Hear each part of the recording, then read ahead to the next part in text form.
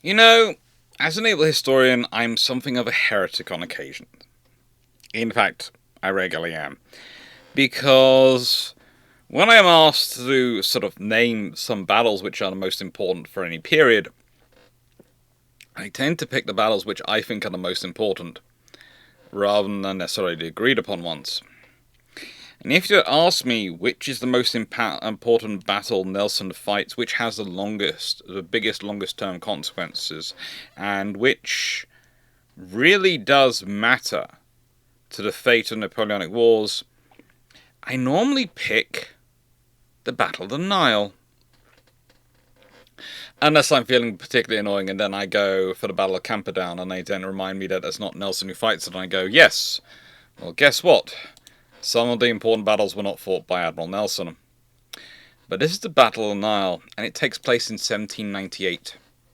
And it's a really interesting battle, because if you've been watching the videos on this channel, especially the ones that have come out on the Russo-Swedish wars, etc., you'll see me talking a lot about how the traditional ideas of, oh, we just anchor our fleet and we can provide a impenetrable defence, were not really holding true, and hadn't really held true at all if you're facing a commander who's actually prepared to do some serious damage to you.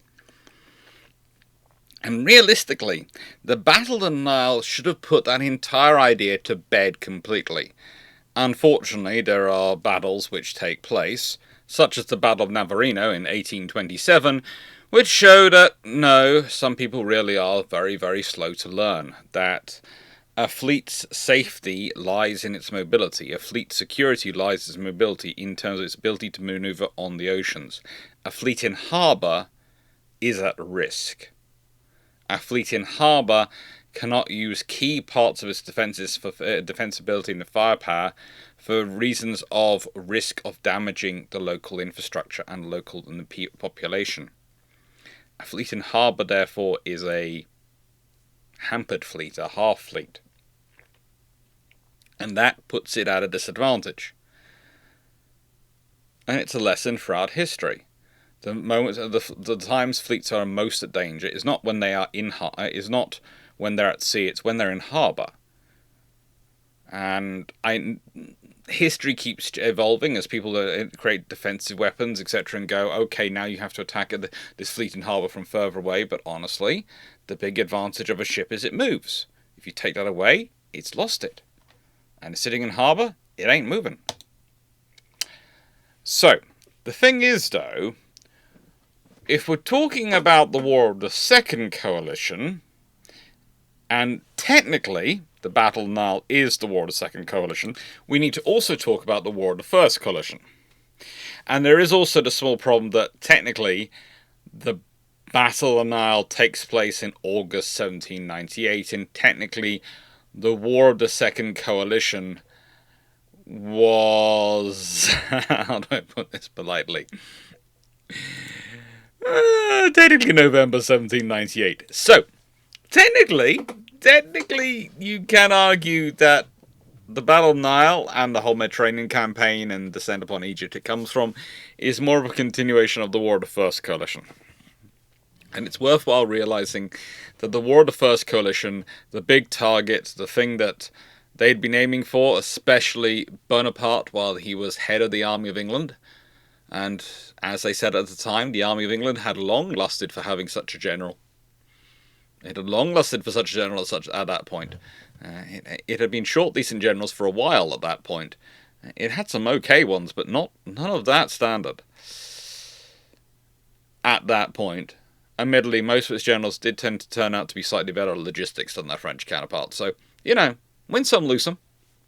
Win some, lose some. But the Battle of the Nile is interesting, therefore, as it's between the two. And the War of the First Coalition was all about amphibious warfare. It was the attempts to invade England, the glorious 1st of June. It's all about trying to get this amphibious operation going. So they're very amphibiously minded. They're very going, ooh, we could do these big operations. And basically after this, they decided, hang on, we can't win. We can't go across the Channel. The Royal Navy is too strong. The Royal Navy's too strong, then we've got to figure out another way to take out Britain. And so they alight upon the greatest idea ever known to mankind. We shall seize India! We shall seize India. It comes up so often as a plan. It really is an idea which many, many nations do seize upon. Russia inherits it from France. A few other nations considered it at various points. The idea of taking India. They never think about just liberating India. They always think about seizing India. It's always seizing India. But, so, how will he get there? The Royal Navies were very strong. Can you support a massive fleet sail around the world? Well, no, of course you won't need to do that. You won't need to do that. And, okay, yes, we've landed in Fishguard and got defeated. We were heading up to pretty much Newcastle, and that was really not a good place to go and land. I mean, if the French troops had made it ashore, the local population were not a good group for them to deal with. The one thing that could have got the local population actually working together rather than fighting each other is, oh, new targets! I mean, it was just... And the place they are planning on landing is not... All the beaches they're planning to land in Britain, they are about 150 years out of date in terms of picking good spots and good positions to land, because roads, etc., don't back them up, and there are existing fortifications and concentrations of population which already have personnel which can quickly resist and hold them up long enough, or in case of Fishguard, completely annihilate them, because they decided to try and land in Wales. And, well, that leads to the War of the Second Coalition, and the thing about the Battle of Nile is it is the largest and most consequential battle of that particular war.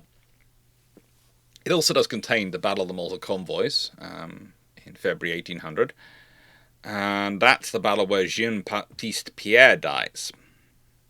And that's actually an interesting one, because if you want a really interesting history, a really interesting alternate history, you have Philip Villeneuve replaced by Baptiste Pierre, Jean-Baptiste Pierre, who is probably the closest thing the French have to, I would say, not a Nelson, but a Collingwood type. Closest they have to a Collingwood type.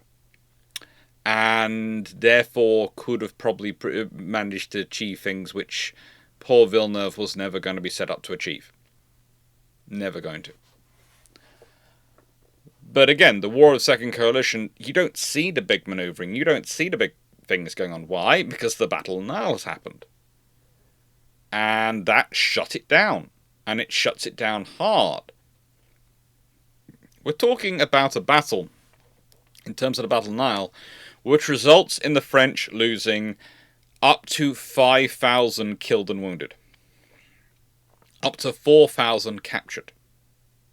9 ships of the line captured. A ship of the line destroyed. A ship of the line scuttled. A frigate sunk. And another frigate scuttled. In simple terms, they are going to a battle with 13 ships of the line and 4 frigates. And after the battle, they have left 2 ships of the line and 2 frigates. Think of that. It's not good results. It's really not good results. And it gets worse not long afterwards, because the French are unable to escape for that long. We talk about the Battle of Trafalgar being a decisive victory. This is an annihilation. We aim for battles of Trafalgar. We don't aim for the Battle of Nile because it's so rare you achieve this level of result. This is midway level of result, i.e. when you annihilate the enemy's air fleet carriers, all 4 of them, in one day. Scenario. Oh, frigate! Their entire cruising squadron for the Mediterranean has just got wiped out. In one battle. It's devastating. And so this explains why the War of the Second Coalition is quite so placid, really, in so many ways. Because the War of the First Coalition had petered out the amphibious operations, and the War of the Second Coalition, well, they kind of suffer enough damage in the first battle that they're always suffering from that point onwards. They're always suffering. So this leads us to the whole operation we're talking about. What we're talking about, the Mediterranean campaign. So the really interesting thing, though, about this operation is that the two minds which are really guiding everything are not at the battle. They're nowhere near it, in fact. You see, after the failure of the Army of England to actually go to England because the Royal Navy was in the way and being annoying, well, Napoleon goes back to Paris and gets a new idea. It's a great idea. It's a wonderful idea. Okay, look. Let's go to India. And let's do it by invading across the Mediterranean. The English will never think about it. The British will never consider that as an option. They'll never realise it. And we'll be able to go through Egypt. And then once you get to the other side, once you get to the Indian Ocean, we'll be able to get picked up in the Red Sea by someone, and we'll be able to go and march on India. Or alternatively, we'll be able to go up to Syria and take out the Ottoman Empire and forge ourselves a whole new empire across the spice routes. And it's a wonderful idea. It's absolutely stupid, but it's a wonderful idea. The reason it's absolutely stupid is because of logistics. I'm sorry, but your supply lines are going to depend upon at least one sea route to operate across the Mediterranean, operate in Egypt, etc., which the Royal Navy's probably going to cut, because the Royal Navy at this point is already bigger and annoying than the French Navy. It is. And has all sorts of advantages in terms of the officers at its disposal. It really does. And the personnel, having not just gone through a revolution which has killed off a lot of them. And then on top of that, if, let's say, you go the land route, as in Alexander the Great, who Napoleon, of course, liked to model himself on. I'm sorry, Napoleon, you don't share the name like I do with him, so you have no chance in that from the beginning, but we'll leave that to one side. The point is to go all the way across. It's going to be some tough fighting, and again, you're going to need logistics. You're going to need supplies of muskets, supplies of uniforms, supplies of shells for your cannon, all those things which you're going to have to either procure en route or get delivered to you. That's a problem. That's going to be a problem. And then, well, let's say you do go to India. Well, you're going to have to deal with the forces you're going to find there. And yes, you can be as derogatory as you like about the East India Company. You can be as derogatory as you like about those forces in your head. But when you actually find yourself fighting them, you're going to find yourself facing some very well drilled, very well trained troops who are very professional and who are well paid. That's the thing about the East India Company. Their troops are usually fairly loyal to them because they usually remember to pay them on time and well for their area, because it's in their interest to do so. Their main ability to be able to do things is by having command of a solid force of soldiery. Ergo, you pay that solid force of soldiery. If you don't, you tend to lose your ability to negotiate. Or even worse, you find that the solid force of soldiery you've built your entire position on has been bought by someone else. Don't worry, there is someone who understood all this, who is actually fighting against Napoleon in there. The commander of the Mediterranean Squadron, Admiral St. Vincent. John Jervis. And he is sort of, how do I put this politely?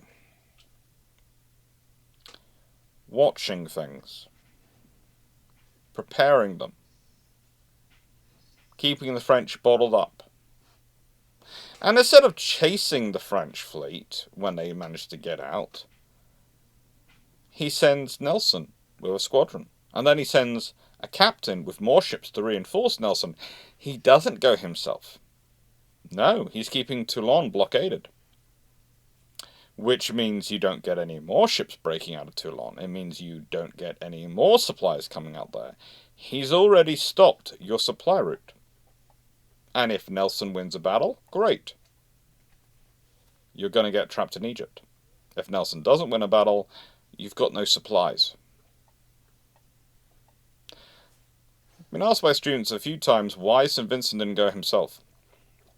Why he didn't leave someone more junior in charge of the operation,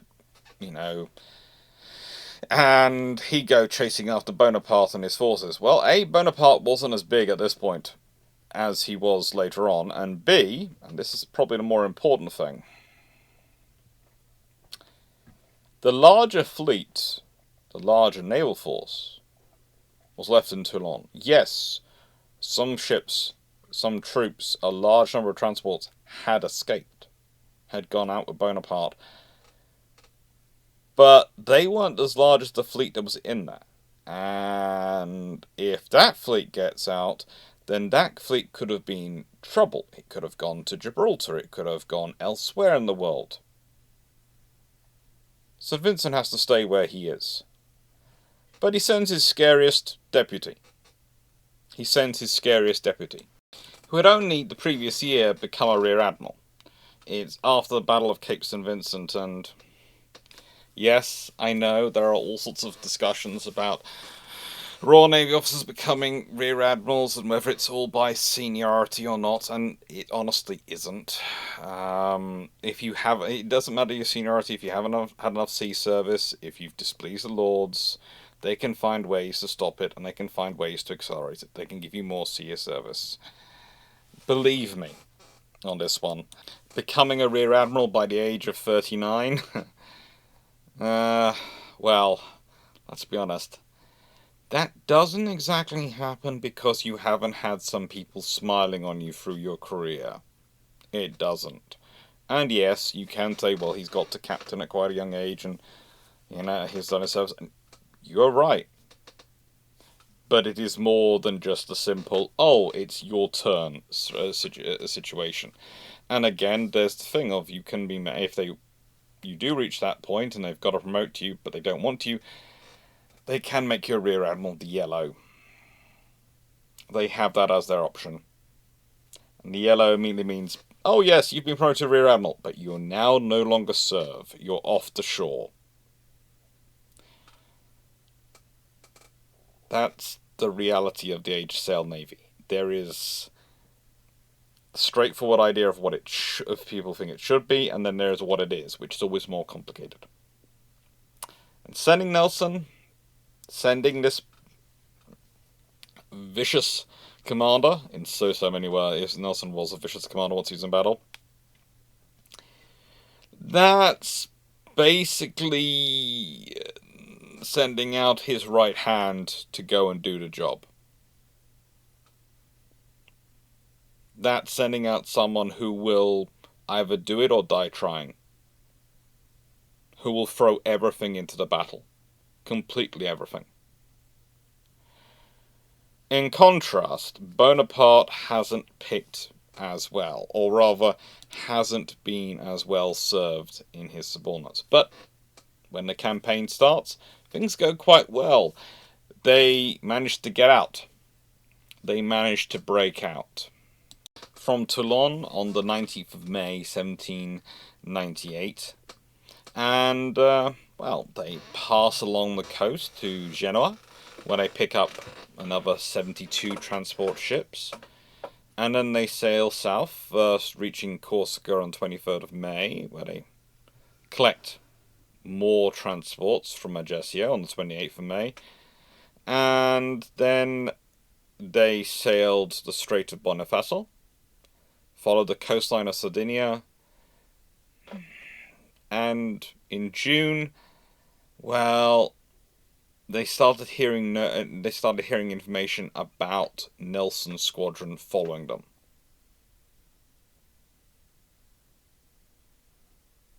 Bonaparte actually reacts like a Very, very idiotic naval officer. And it proves he's a land officer. He sends a squadron to go and investigate whether Nelson is where he thinks he might be, and so dispatches ships. At that point, if Nelson's fleet had come across them, they would have been in serious trouble. They would have been in serious trouble. But it wasn't to be. They then turn southeast past Mazzara on Sicily and the island of Pantea. On the 7th of June, they capture a merchant brig that told Bonaparte Nelson was only a short distance behind his force with a powerful fleet of Royal Navy vessels. And so Bonaparte decides to steer for Malta. Arrives there on 9th of June.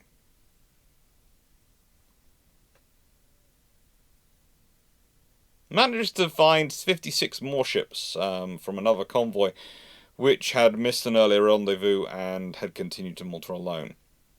Malta had always been one of their selected joining together points, because it's one of those positions where you can get together and there's a big enough harbour you can get a lot of ships in. It's a useful space. It really is a useful space. Sorry, I have a cute poodle who needs to be patted. And, well, Nelson's not exactly getting the most accurate reports of Bonaparte. He really isn't. But he's managed to repair his flagship Vanguard, and he is hunting away. Vanguard needed repairs after earlier operations. And he's carrying on with the hunting.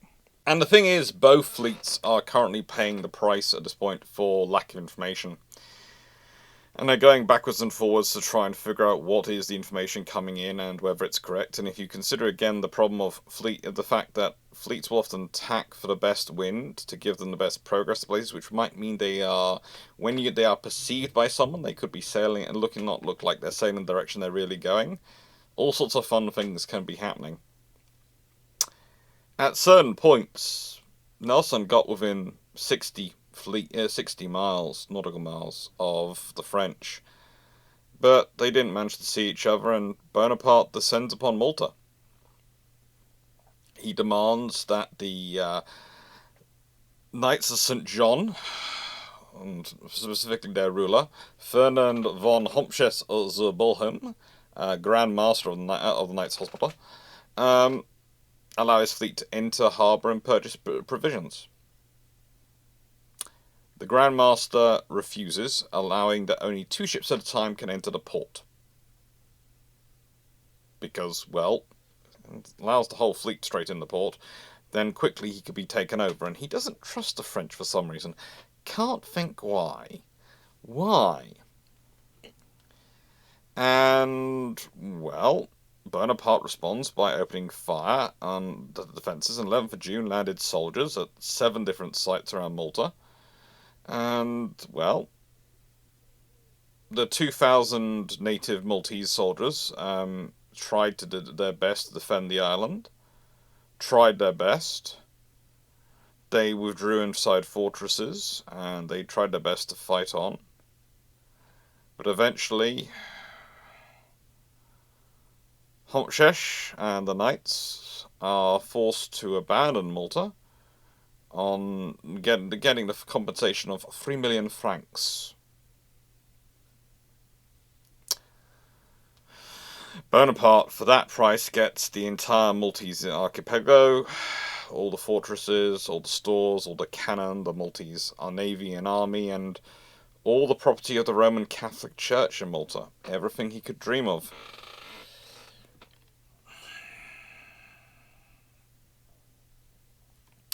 It's not surprising.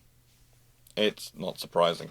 To be honest, what is surprising is the fact that the Knights of St. John still take French persons to be members of members of their order, considering they were massively weakened by the huge number of Frenchmen who refused to take up arms against Bonaparte, refused to fight them, and yeah, that was a big blow in this battle. It was a big blow in this battle. But yes, on the 26th of June, the Royal Navy hear about it. They hear about this after they capture the French frigate the Sensible. In typical scenario, HMS Seahorse, a Royal Navy frigate commanded by Captain Edward Foote, encounter and capture the French frigate, which was carrying from Malta to Toulon a cargo of treasure and wounded soldiers, including one General Hilliers, who had been the commander of the Maltese troops trying to defend Malta. It's just... this is the Royal Navy in this period. This is what happens to them. But, strengthened by the resources found with all his fleet together, Bonaparte carries on.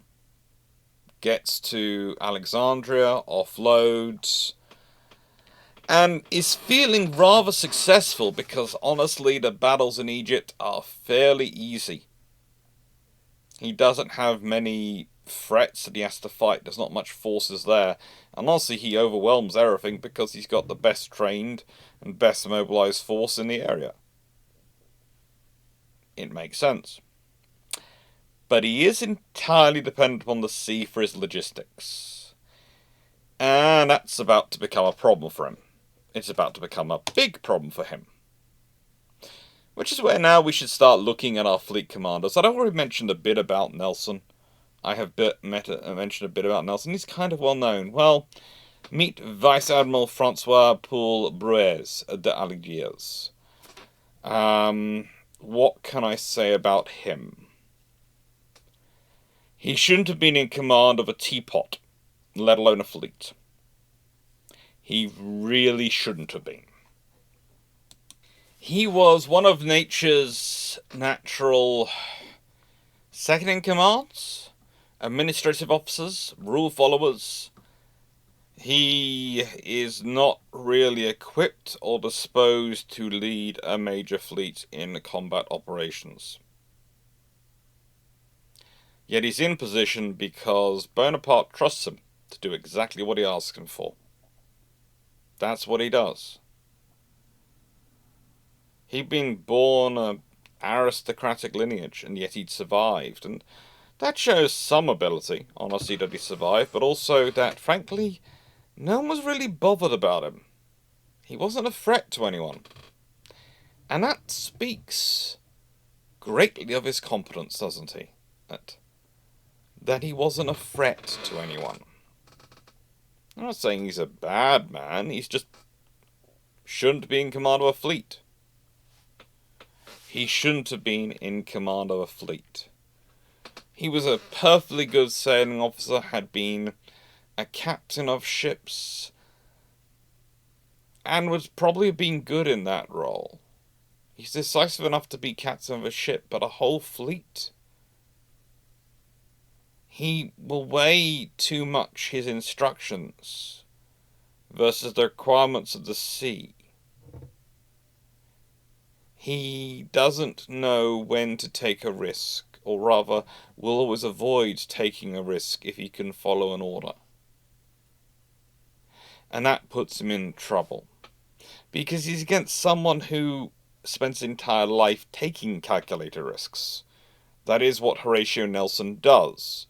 He takes calculated risks the whole time. It's how you win wars. Yes, this is a risk. If we lose, we're in terrible position. But if we win, success, glory, victory, all the things you need, all the things that are necessary. And that's really the problem for the French at this point, because this is what you've got matching up. You've got two officers matching up who are the complete antithesis of each other. Calculated risk versus security. And the thing is, Aboukir Bay, which they end up choosing after offloading the fleet to hide in, wasn't really where they were supposed to be for too long.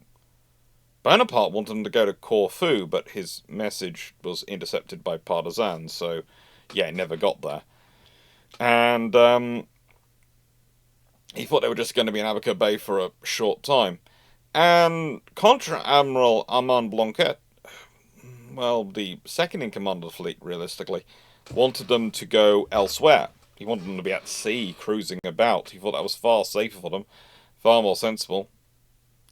Because Alexandria Harbour was too small for the fleet to sit in there, as well as all the merchant ships. There wasn't space for them all. And so they'd gone and parked in Albuquerque Bay. And what about this bay makes it look defensible? I mean, really, does it have a narrow entrance? No. Yes, you can line up your ships. But no.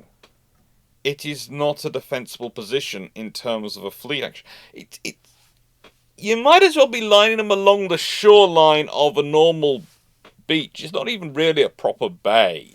It is a bay because it's a sort of dip in on the coast. So yes, it's a bay, but it's not a defensive position you want to put your fleet in. It's like some look for, I am looking for a bay. We'll go in there.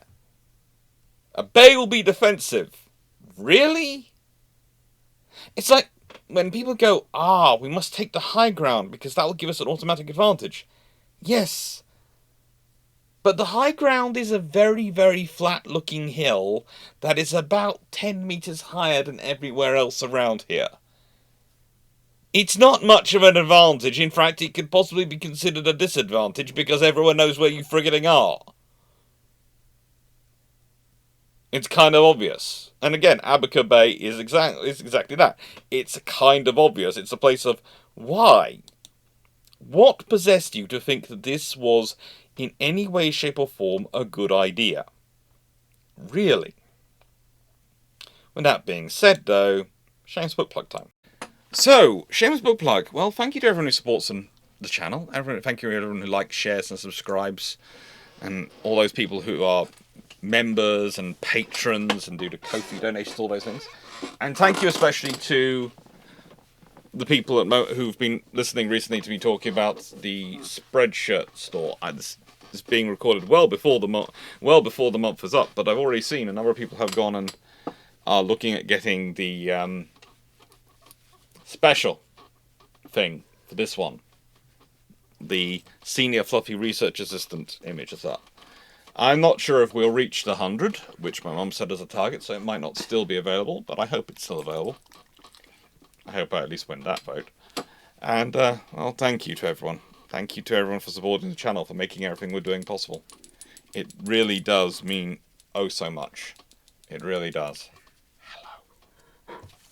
And it means a lot to this one as well. Yes, I do put your biscuit supply now in my, order, in my budgeting for this show. Yes, I do, because someone manages to get a lot of PTs out of people somehow. I don't know how he does. Thank you for making it possible to be this kind of naval historian and for being able to do this work. Thank you. With that being said, let's go back to the fleets. And this is the Royal Navy at the battle. The first thing you realise about this fleet once you start looking at it is it's full of some really, really good names. I mean, there are some names there which will be remembered for a long time. And B, they're all in 74s. Apart from HMS Leander, which is a 50-gun ship, 448 ship of the line. And I would like to stand this just now. Captain Thomas Thompson and HMS Leander are some of the most insane people I have ever studied. There are rules in combat for ships of the line in Age of Sail that if you're a frigate, you don't fire at a ship of the line in a fight, because if they return fire, they'll disintegrate you. They literally will. They carry heavier guns, they carry more of them, they are heavier built. You fire on them, they will annihilate you. But as long as you don't fire on them, they don't fire on you. That's the tradition of battles. There's sort of a similar thing if you're a fourth rate. Don't go anywhere near a first rate, okay? It's not an official thing. It's not anything anyone really discusses. But in practice, usually as a rule between most of the major navies, if a fourth rate happens to be there, and as long as the fourth rate doesn't fire at the first rate, it's fine. Thompson decides that, frankly, he's gonna do everything in this battle. He's gonna do it all. Then we got Goliath under Captain Thomas Foley and Zealous under Captain Samuel Hood. They're two of the first ships into combat, rather appropriately, and they are really, really quite vicious. Captain Sir James Samaras, I've already done a video about him and his battles. In this one, he's on Orion, and oh my lord, does he earn it. Audacious under David Gold does well. Theseus under Ralph Willett Miller does well. Vanguard, of course, HMS Vanguard. Captain Edward Berry and Rear Admiral Sir Horatio Nelson. That's the other thing you should notice in this group. There's only one Rear Admiral. There's not a lot of other officers. In fact, the next most senior officer is Captain Thomas Trowbridge on Culloden. And Culloden is the only ship which ends up sitting out the fight. She ends up sitting it out because she gets caught on a shoal in the dark. And a very angry Thomas Trowbridge on top of her. And there's a guy called Lieutenant Thomas Hardy, who's acting commander, so he's commander for HMS Mutiny, the sloop of war. And he will actually, at the end of the battle, is when he takes over from Berry as being Nelson's flag captain, because Berry gets injured. So I'm giving a bit away some of the fun points here, but he also doesn't get involved in the battle much. He's mainly trying to pull the Culloden off the shoal and occasionally sorting things out. But that doesn't really matter, because the ships which do get involved in the battle, oh my god lord, there is Bellerophon under Captain Henry Darby, who, well, Darby is an interesting soul, who is not long before Trafalgar is made a Rear Admiral the Blue, and becomes a Rear Admiral the White in 1805.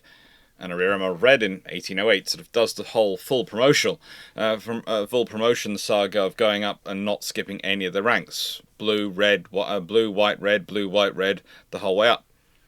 But he spends a large chunk of his later career absolutely royally annoyed that he wasn't with Nelson at Trafalgar. He's one of several officers who firmly believe they should have been at Trafalgar, their ships, and if they had been, Nelson would not have died. There is quite a good group of them, and there is a group of officers. A lot of these officers here are part of that group. I'd also give you a slight heads up before we get into this. Yes, Nelson does do the full drama queen hypochondria thing again in this battle. It's one of his favourite things to do in battles. He does it almost every time until he's right. Fully at one side. That's all spoilers. And I know you don't really like spoilers, but it's worthwhile considering the ships. So we have Goliath, Zealous, Orion, Audacious, Theseus, Minotaur, Defence, Bellerophon, Majestic, Leander, Alexander, Swifter, Culloden, and Mutiny. And no, I'm not sure why I suddenly had a hiccup in the middle of that. Don't know why. But they do well. They're mostly, the vast majority of the fleet, all but two of these ships are 74s. All but two. One's a 50 and one's a 16. So it's both a good and a bad force. It's a good force in that, woohoo, he's got quite a strong fleet together. It's a bad force in that it's not really got any first rates. And remember, this is a fleet which, by this point, he has managed to beat the French to Egypt with, because he guessed where they were going, but then couldn't find them there, so then went sailing back, and they turned up after he'd left. Yes, there is a scenario where Nelson doesn't arrive quite so quickly, arrives in Alexandria the same point as they are offloading, as they're just arriving as well, and has a big battle versus the French fleet at sea. That's a really interesting piece of history, because considering how the French perform in this battle, it could have been an absolute and total rout. And there is a very real possibility that Bonaparte and his entire army ends up getting captured by the Royal Navy.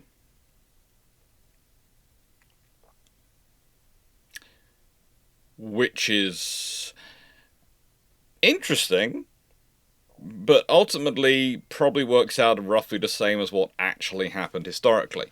Other than, I doubt Napoleon gets released before the war's over. In which case, yeah, I doubt he gets. I doubt France gets him as leader. All the changes of history, but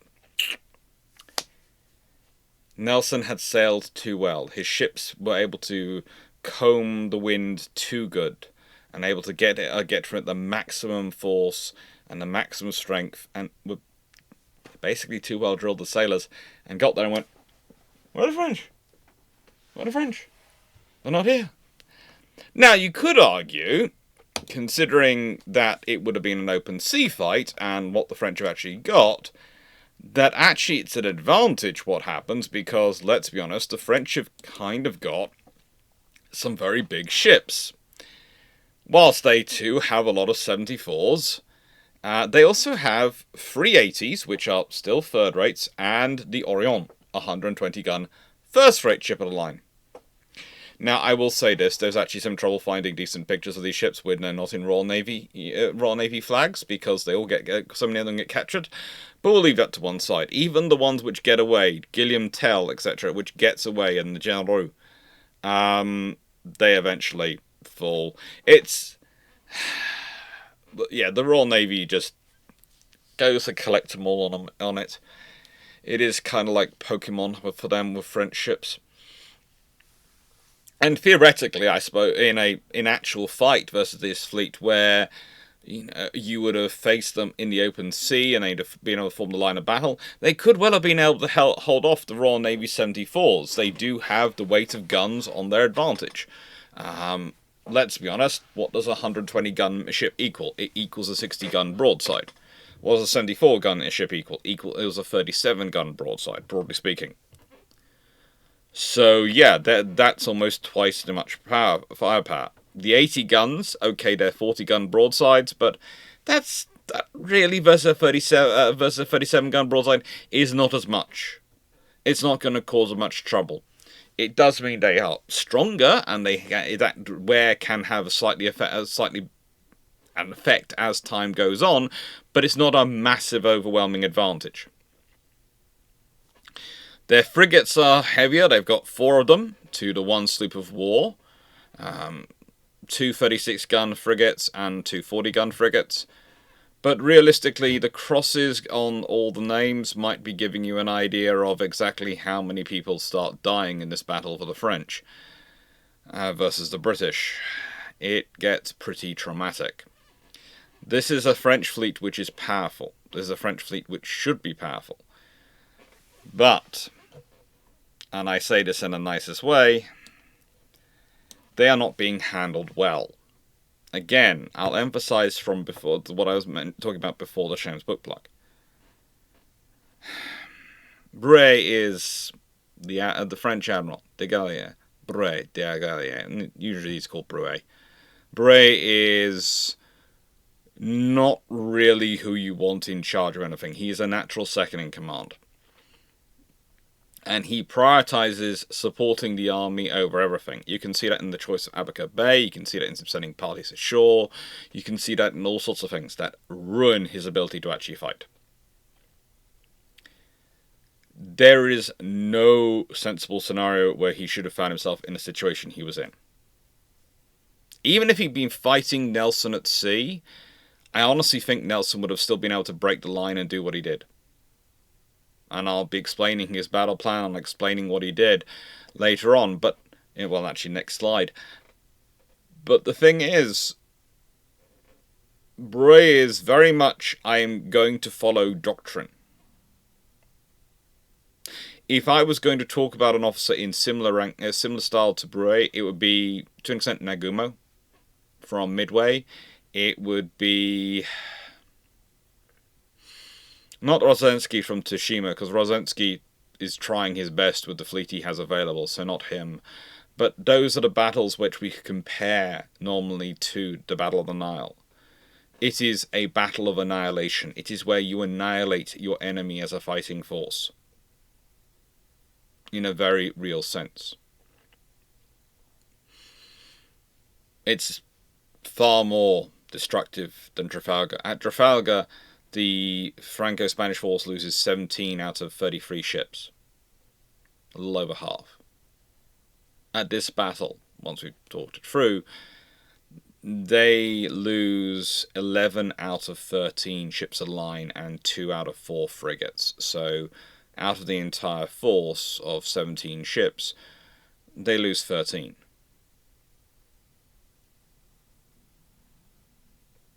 That's it. The British don't lose anything.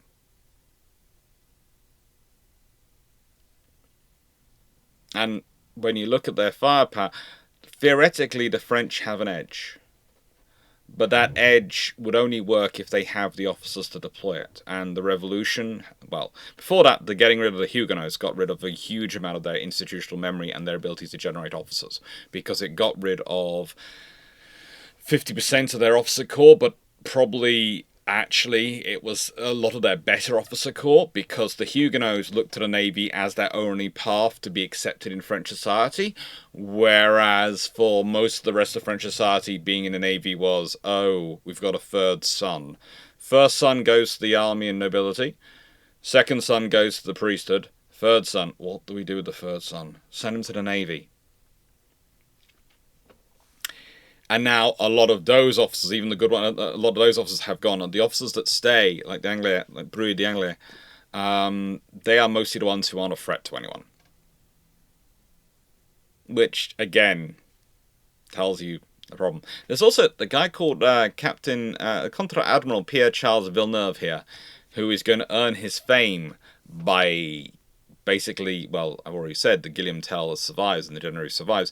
Those are the two ships which get away, and he earns his fame by getting away from this fight. When you hear about how he gets away from this fight, you're not going to think, oh yes, you are someone who should be in strategic command of a major fleet. You're going to think, why are they trusting him with a milk float? But we'll get on from there.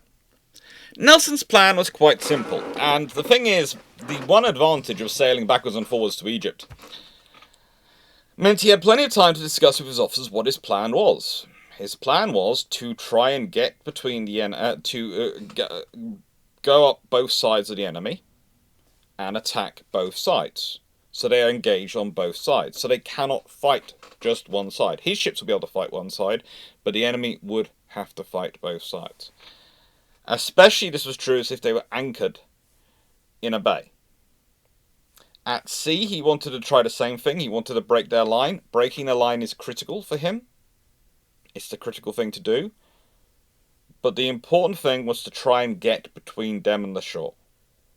Get between them and safety, reinforcement, and annihilate them from both sides. Because the thing is, ships anchored in such a defensive position will often be focused on their seaward side. Might not have even done any preparations on the landward side. Well, okay, let me put it this way. If they're being run by someone who is competent, they will have minimal to no gap between them and the shore, so you can't get round them. And they will still have prepared their shore side for receiving damage by making sure the hatches are properly sealed, making sure there's proper covering of the sword, making sure the cannon are properly tied down, making sure everything, if you suddenly find yourself in action on that side, you are ready to go, but also any damage you receive in the first blow is going to be as minimized as it possibly can be. That is what a competent commanding officer would ensure happens. And honestly, that is what competent captains would do without the commanding officer need to say anything. And competent captains with competent executive officers would expect the executive officers to be organising that even in their absence. Because that is what you do as a competent officer. In other words, what we are about to see done in this battle should not be able to be necessarily done, as well as it is, against a competent force. It shouldn't be. And this sounds like I'm denigrating the French Navy. And please note, I am, but not the bravery of the sailors, not the ships fighting. It's that the officer corps has been slashed repeatedly in the last century, and it is not the Navy which once fought the Royal Navy to a standstill in several battles and won some. We are talking about a Navy which it's basically the same as if you've gone, right then, every single officer who shows a modicum of potential that they might be a threat to me or my ruling position, I want to take out. The closest equivalent you have to a Navy which has been this destroyed is probably the Joseon army of the Korean forces during the Imjin War, where literally leadership has gone through. Anyone who's mildly competent and who therefore might be a threat to them staying in charge is got rid of. That is what you're dealing with. And they spend the next few years after Nile rebuilding themselves. They do, but I would say the Nile is their nadir. It's when the French Navy is at its lowest in terms of qualitative capability. Lowest in terms of qualitative capability, and that's the emphasize point. And I'm going to be talking about when it's the highest in qualitative capability at some point, because I'm going to be talking about Admiral Suffren later in the year, and that man is nothing but quality. You know, there are very few people in the Royal Navy's history who, as an opponent, gets a name which is respectful. He is called the Admiral. You do not need to say anything else if you're a Royal Navy ship in the period fighting him. If you hear that you are going up against the Admiral, you know who they're talking about. There is no other Admiral of the French Navy as far as the Royal Navy is concerned. They'll just get their names. But there is one Suffren, and he is the Admiral. And that's a really interesting guy to talk about. But for this battle plan to work, you are basically for this battle plan to work in any way, shape, or form, you're relying on your French commander being just another French commander. And for it to work as well as it does work, you're relying on the officer corps being the antithesis of what it was under the Admiral. So let's start talking about the battle, shall we? Whilst Nelson had done quite a lot of planning, Brueys had, what can I say, he had hope. He had a hope and a theoretical plan, but unfortunately, well, he also had a meeting, but we'll get to that in a second. His plan was that he would lure the British onto a shoal. Unfortunately for him, he was facing a commander who had taken part in many night fights. And the thing is, the Royal Navy had been working on, I don't want to call it a night fighting doctrine, okay? Night fighting doctrine makes it sound far more than it actually was. It makes it sound far more like an organized philosophy of operation action. No, they had a concept of how to fight at night without shooting each other. That was the criteria, not to shoot each other. That would prove very good during this battle, okay? That would prove very sensible during this battle. And this meant that each ship had to have 4 horizontal lights at the head of their mizzenmast and hoist an illuminated white ensign. Why not the blue ensign or the red ensign? You know, because the Royal Navy could fly all 3 at this point. Well, if they fly the white ensign, it's different enough from the tricolour in the dark that it's more easy to be spotted and worked out. And all ships would carry it. And honestly, as they get closer and closer and they realise it's going to be nighttime, definitely going to be a night fight, the ships are also piling on as many identification flags as they can do and are trying to illuminate them. This means that when the Royal Navy start to approach the battle, you know, the Aboukir Bay, well, they're kind of already hunting in a hunting formation. And there are some ships which are slightly ahead, and some ships are slightly behind, which means the French aren't really sure what's going on. And Bruce hadn't used his frigates to deploy them around to use them as scouts. So when he spots the British coming in, and this is around about 1400 hours on the 1st of August, 2 o'clock in the afternoon, he orders the captains to gather for a conference on the Orient. He also recalls his shore parties. Now, I know I've mentioned those, but why does he have shore parties at? Well, he'd allowed Napoleon to denude his ships of almost all their supplies, take off water, food, everything. So he'd had to send parties ashore to try and gather food and supplies. Unfortunately, local Bedouin had decided that these people were annoying and were actively hurting them. So then he had to send more people with those parties to guard them, which meant roughly a third of his people were ashore because he put the needs of the army above the needs of the fleet. And when the army depends upon the fleet for its logistics and supplies, this is not smart. This is not a sensible way to act. But what do you expect of Bruce? He's going to do exactly what Napoleon tells him, because he does whatever his commander tells him. He doesn't think for himself. And at certain points, they start to realise, hang on, there are more British ships coming. The number slowly starts to scale. What is always fun for me is the British, when they first see the French, think there might be 13, there might be 16, they're not sure. Zealous and Goliath are both sending different signals.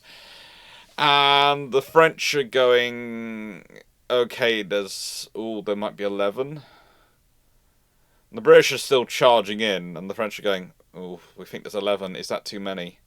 We need to have a meeting to discuss this. What are we doing? And it just shows to you the weakness they have. There is a wonderful quote. Who is it from? Oh, yes. Bruys, writing himself to the Minister of Marine, Etienne Estouche-Brou.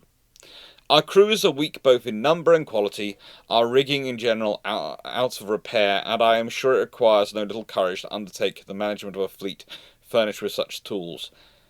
It's a quote which I have seen in so many different books, I have to admit. So many. Because it sums up the situation so wonderfully for what they're facing. They are in a terrible position. And here's the thing about Bruys complaining about this. He's the frigating commander! At a certain point, the buck stops with you, sir. You're writing, telling your boss about all these problems. Why are they problems? Why did you accept Abacur Bay if you can't support yourself now? You can't go in Alexandria. Why are you doing this to yourself? You're writing these things as if you have no agency, no control over it. It's just happening to you. You're the commanding officer! But this battle does just happen to him, and, well, he is about to give his life for his nation, so you can't be perhaps too harsh.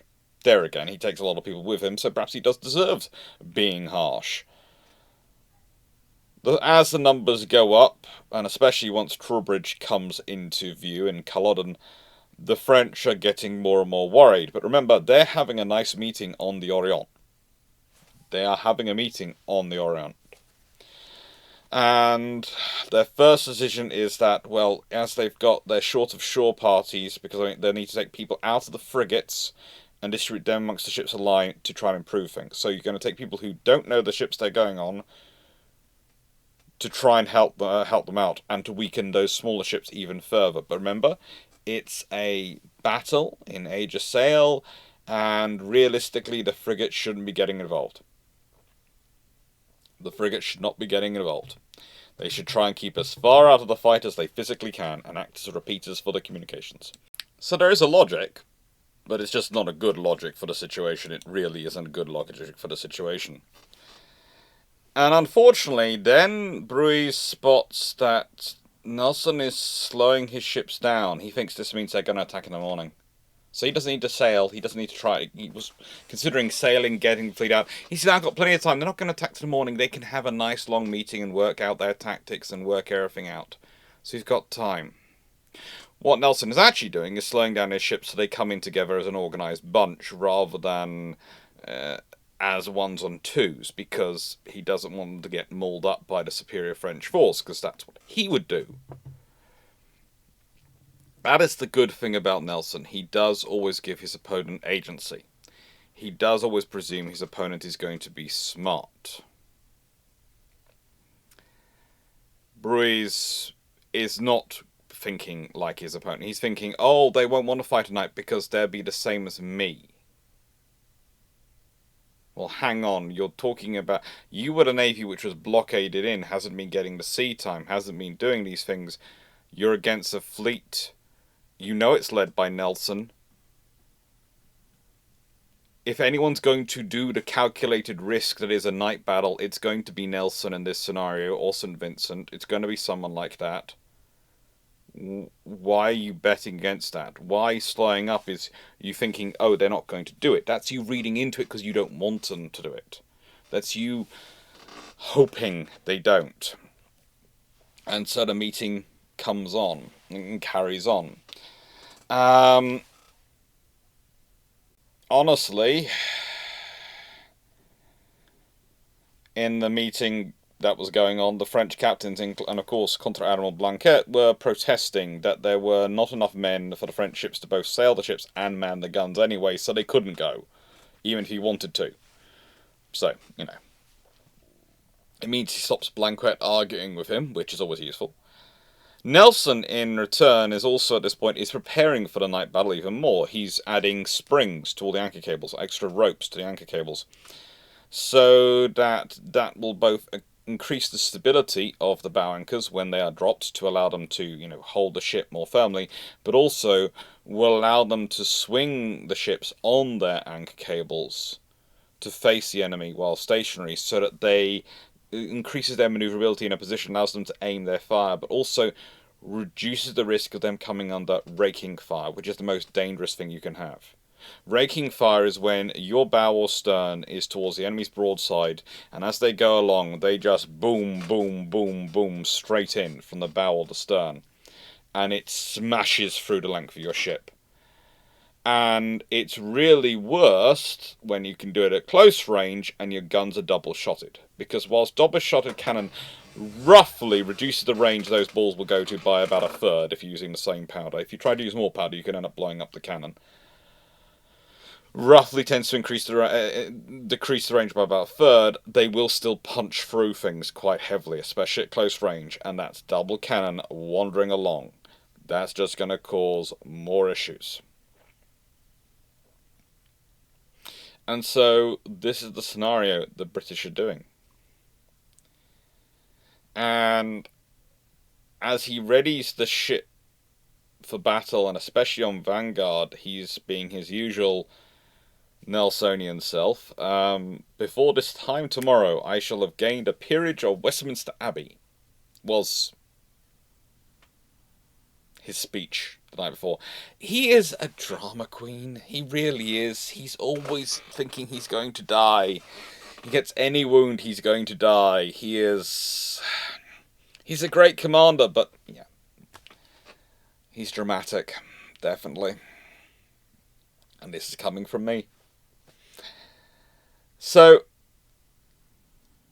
after, you know, he's managed to get in that and he's carrying on, Bruys suddenly realised that the British were still approaching. He still has all the captains aboard his ship for the meeting, but that doesn't worry him. No, he orders springs to be set on all their anchors as well. He's trying to order that so that they can also manoeuvre themselves. And he sends the Alert, one of his frigates, out to try and pretend to be a British ship. In the dark, it sort of tries to glide out and lead the Royal Navy ships onto the shoals. However, there's a small problem. It doesn't have an illuminated white ensign. It doesn't have those 4 long lights in its mizzenmast.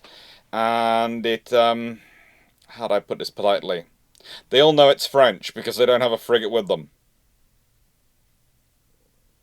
It's just a case of, that's nice. The only thing that's not getting it fired at is, I think, again, there's the rule of we don't fire at frigates in major battles unless they fire at us first. And B, well, rather secondly, I think the British were kind of hoping the French believed the ruse and would work, and the longer they believed it worked, the less prepared they'd be when they got there. Also, they were taking no notice. The ships which were actually at the front,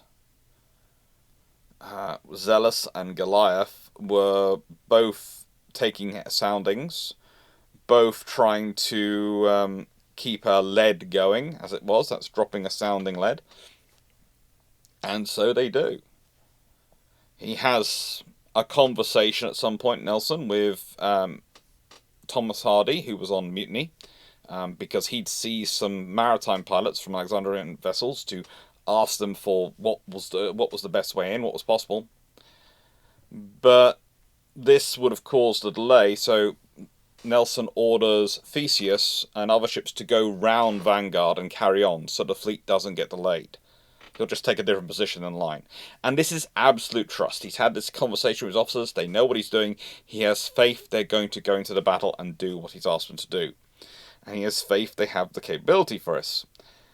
And this is really shown because at 18:20 hours, Guerrier and Conqueror open fire. Goliath and Zealous don't respond. The little shoal, which was on a place called Abaca Island, and had a little fort on it, which they also ignored. In fact, at one point, Goliath was being bombarded from both the fort on starboard and the Guerrier to port, and it actually took time for Captain Foley to work out he was under attack. The fire was that inaccurate. It was going so far, he thought they must be attacking another ship. He was honestly trying to work out which ship they were attacking for the first few minutes. It is that bad. It is ludicrously bad. And, well, while they are firing, they illuminate themselves quite well, and in the light, there's enough light that's also there that he sees that there is space between the Guerrier, which is right at the head of the line, and the shoal on the coast. He sees there is space. And that's bad news. That is really bad news for the French. Because having listened to the battle plan and knowing that Nelson wanted to double envelop the French line, he immediately aims for that gap. And it is the equivalent of, you see a gap, it looks like it might fit a Mini Cooper, I'm going to take a bus for it, and it turns out you can. You can just about get the bus for it, but, your wing mirrors are flat against the bus and you are going through, and everyone in the bus is breathing in because it's quite so tight, but he squeezes through. And other ships in the Royal Navy force see that, and they squeeze through after him. This is what you would call, in history, a significant emotional event. And at this point, you would really hope there were the captains aboard their ships, of the French ships. But they weren't. They were still on L'Orient, having a meeting in the middle of the line. That big ship there. Now, as they go past the Guerrier, Goliath opens fire. That is, of course, Foley's ship. And, Goliath has double-shotted all her cannon. And he's also got not only Royal Marines, but he's also managed to pick up a company of Austrian Grenadiers. Yeah, I'm not quite sure how he got those. It's a whole story And there's about 2 or 3 different versions of it, so I'm still looking into that quite some detail to find out the exact story of those Austrian Grenadiers. But yes, he has Royal Marines and Austrian Grenadiers aboard, who start fighting and do a good job at firing at close range, because they are firing not at normal cannon range, at pistol shot range. Pistol shot range. It's incredibly close. Foley intended to anchor next to Giria and engage her more closely, but he managed to swing round so well that he ended up next to the Concron. And he decided that instead he would just start blasting her. Which, of course, the fact is the frigate, the Sirius, and the bomb vessel, the Hercule, also occasionally tried to engage her, but they're not really dealt with that much by them. They will get dealt with mostly later. The Zealous follows the Goliath round, and, well, they start engaging Liguria, which is already absolutely flattened. Within 5 minutes of the fight actually starting, so we're talking about 1835 hours, 1840 hours.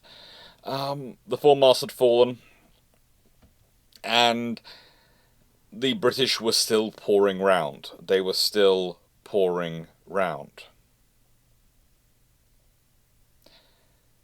At this point, fighting's begun. The Giria's already lost her foremast and lost other things.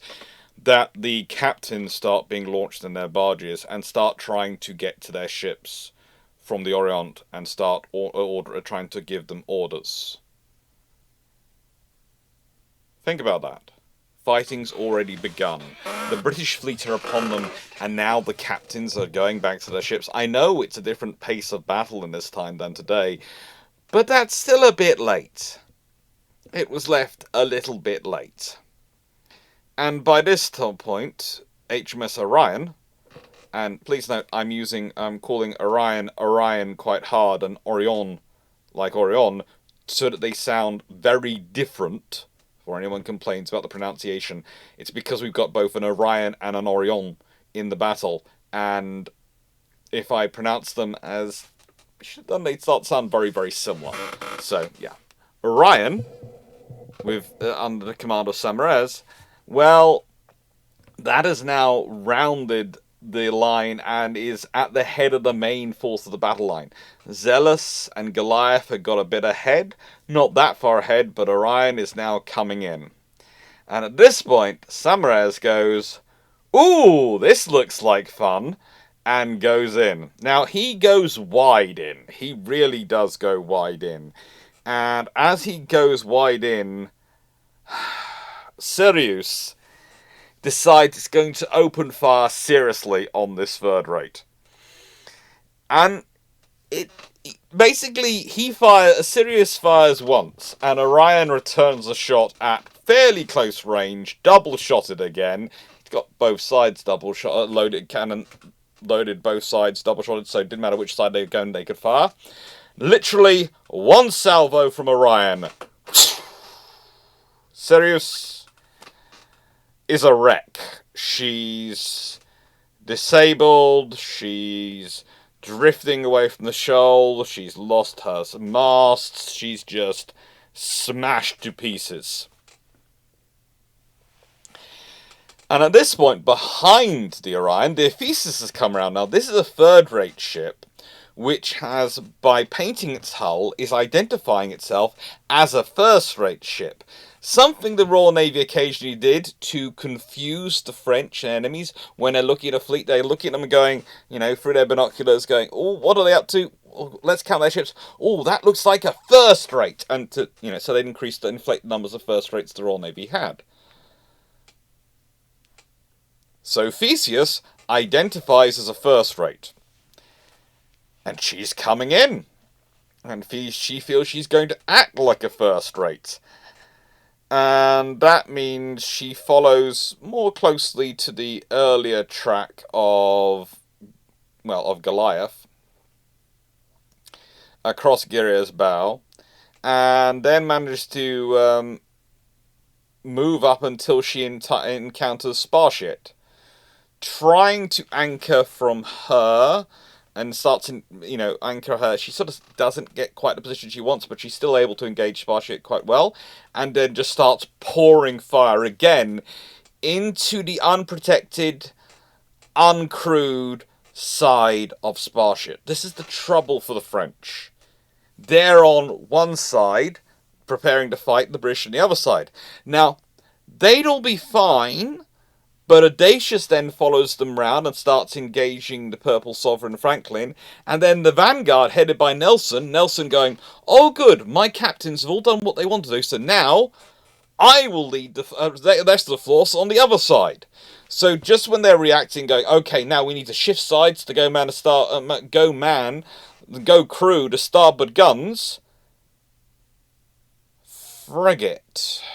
Well, no, go crew to port guns. Nelson's leading a chunk of the Royal Navy squadron up the starboard side, which they're crewing. And so the ships which are going down the starboard side are getting actively engaged by the French. Because they are engaging them, they can't then pull out and engage the others on the other side. And so they are just getting smashed. If you think about this, the French are forward of their ships are just getting smashed on both sides. And the ships at the rear, quite right they're not showing smoke because they're barely firing. By the way, have a guess now, which ships get away?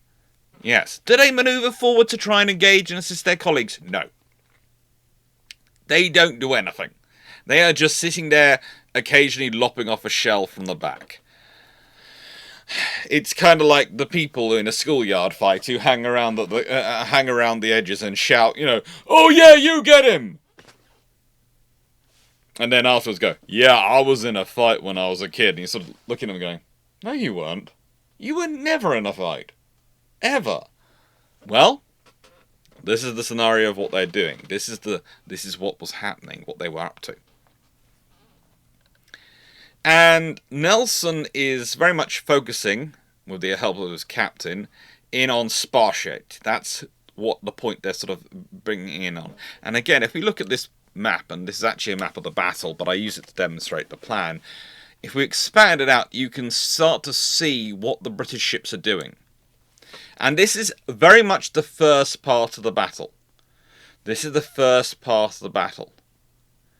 And look at where some of these ships end up. Leander is always especially interesting to me, because she ends up, well, just manoeuvring between Purple Sovereign, Franklin, and then engaging L'Orient, just because she can. Alexander just goes and Bellerophon go in and smash into L'Orient quite happily, as the Swifter. And that was the plan again. Part of the plan was always, we're going to double up, but also we will need about 3 of these ships to concentrate on L'Orient. So realistically, if you're doubling up and you're putting 3 ships on L'Orient, if you consider the fleet he has, Nelson has, of 14 ships, the maximum they can engage then is like 7 other ships, which could have given the French 6 free agents to start moving up. But the trouble is, they are so unprepared for this fight, they are getting mullered. They are literally getting mullered, because they are getting double enveloped, and their ships are starting to fall.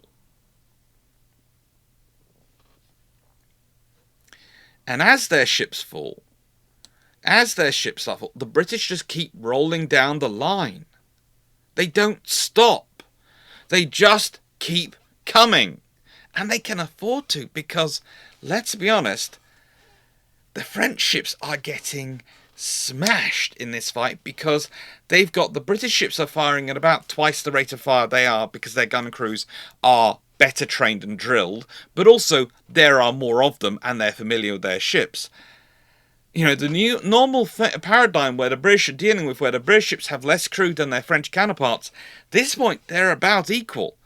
And the British training and capabilities of fighting their ships, their accuracy, and the fact is, again, the French are trying to crew one side and fire the guns, and they're being engaged from both sides by 2 ships.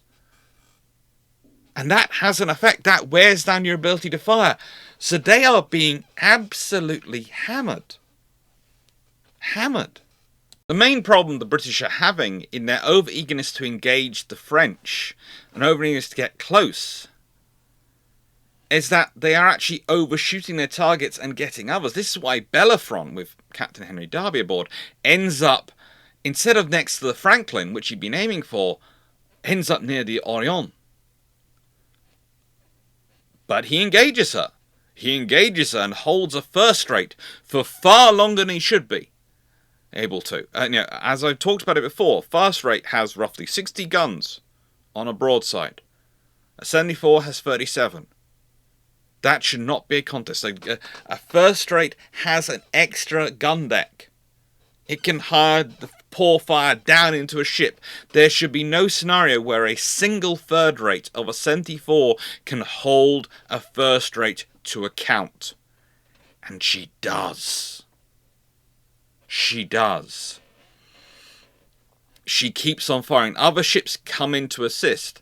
Majestic misses the station, almost collides with the Hiryu, and then comes under fire from the Tonnant, including getting her jib boom entangled with the Tonnant shroud, but she manages to carry on fighting and carry on firing.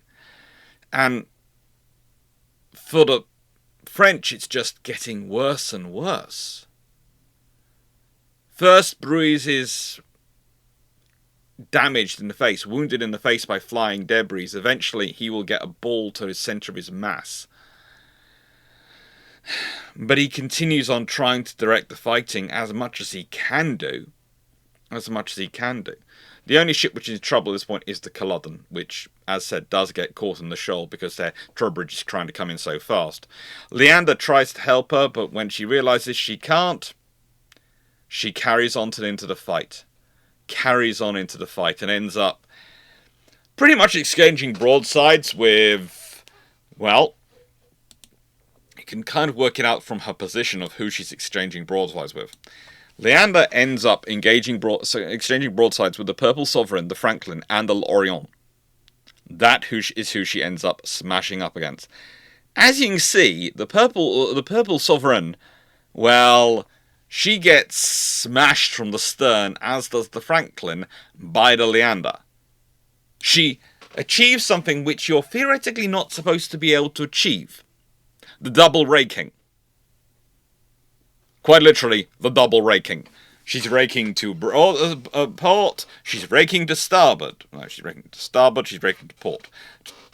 Trouble is on the camera, it's coming back to me, but yeah. She's raking both sides as she goes through. And that is brutal. And it can only be done because of the fact they've already loaded and prepped their guns. They can only do that because of that. And because by that point, Purple Sovereign had actually been forced to move. She'd been forced to move by the damage she'd already taken, which had opened up the gap which had allowed Leander to get in there in the first place. And this starts after the Vanguard starts surrendering. At 1900 hours, the lights are flying on the mizzenmast, everything up there identifying the British, and in contrast, the French are dismasted. The French van has been unsupported by their rear, and they have just been smashed. This is the part where the attrition has really started to build up of being engaged on both sides, of only being able to crew one side.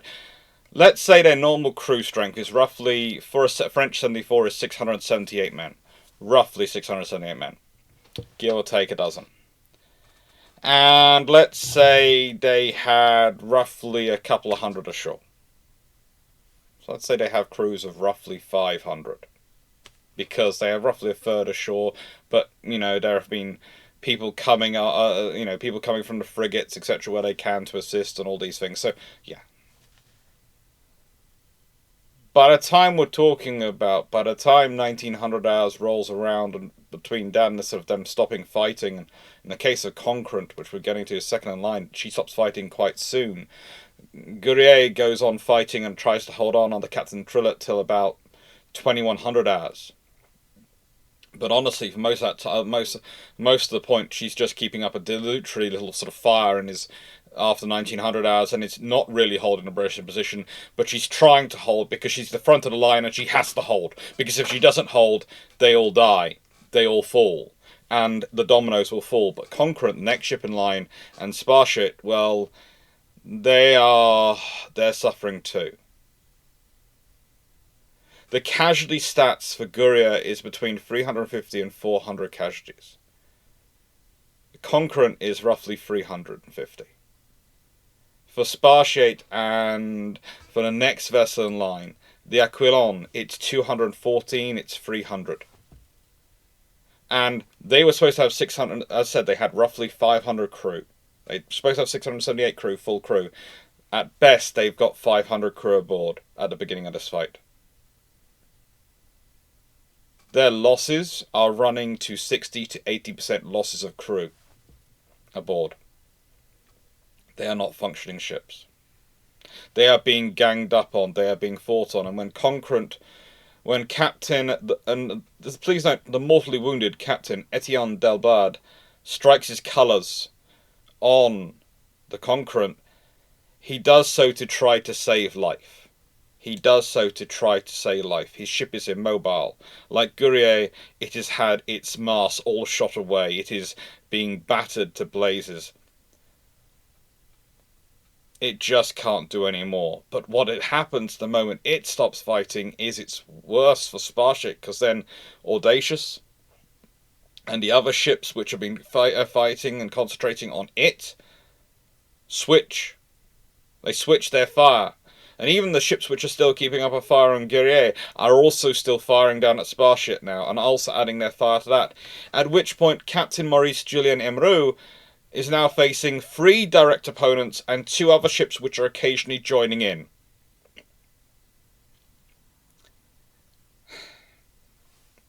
He continues to fight till 2100 hours, till 9 o'clock. But his ship really isn't fighting for most of those 2 hours. It is 2 hours of that. All 3 masts have fallen. There is huge amount of damage to the deck. The guns have been shot off their carriages. Their gun crews are dead and dying. He himself is wounded, and he's trying his best. The only ship in the line, the Aquilon, which was not fighting 2 opponents, was fighting the Minotaur. And that was a very, very bad scenario for it, because it fought Captain Antoine Rene Frevrand had thought he could use that to his advantage, and he actually used the spring on his anchor to try and deliver a raking broadside. He actually did manage to do this across Vanguard, on the bow of Vanguard, Nelson's flagship. And that one broadside, this shows you how much a raking damage could do, that caused 100 casualties.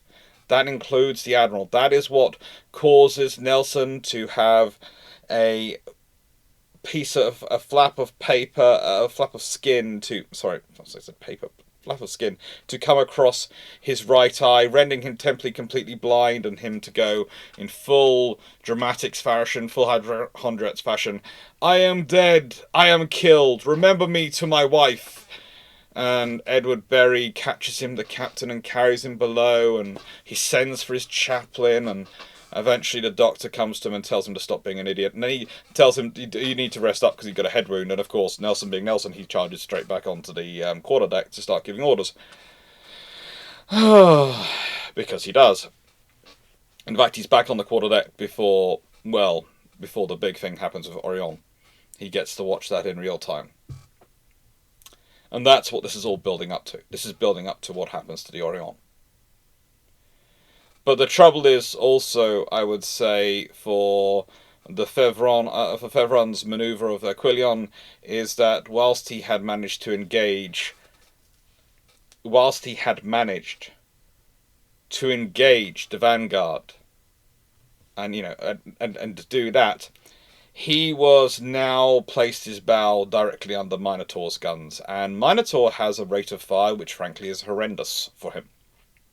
And this is the other big problem for the French. The French crews are not well trained. The French crews have not had time to prepare for this. The French crews are not in the position they should be for this. And they're getting smashed. They are getting completely and utterly smashed, especially in rate of fire. The British are firing roughly twice for every once the French fire. Then you consider most French ships are being engaged by 2 ships, so they're getting 4 broadsides or 4 shots for every one they fire. 4 for every one. Is it any wonder the damage is amounting so greatly? And Villeneuve and another ship are sitting at the back here, as you can see, doing nothing. I do love the paintings. They do reveal it. They fire occasional shots, and their most successful damage is to other French ships. In fact, it is quite possibly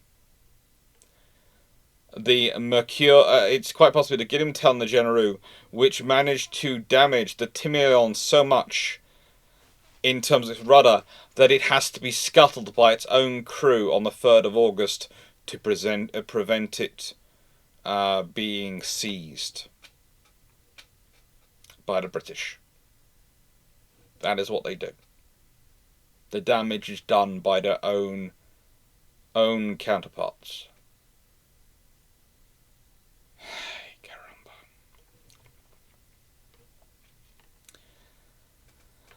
It gets worse, though. It does get worse. When Aquilion finally is silenced at 21-25 hours, Captain Thomas Louis, or the Minotaur, decides to go south to take on the Franklin. And he does.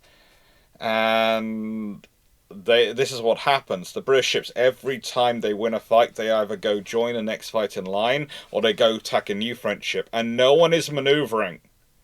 No one is trying to break out at this point. No one is trying to maneuver to assist their allies. You know, they've got springs on their anchors. They've got men. They've got boats. They could have pulled themselves in a position so they could rake along the line. They could fire up the line and try and assist their counterparts. They don't. And yes, you can go, well, there are shoals. They're being annihilated. If your ship runs aground, that ain't going to change much in this fight. You have literally stuck yourself in place and you're allowing the British to just roll up. And for most of this fight, you have to remember, the British are down 3, if not 4, because Leander is assisting Culloden. And then she chooses to come and join the fight when she realises she can't. And Alexander and Swiftsure were the furthest away and haven't joined the fight yet. So, quite literally, at this point, when they're doing this, there are 10 ships at a line versus 13. And those 13 also have 380 gun ships and a 120 gun ship in them.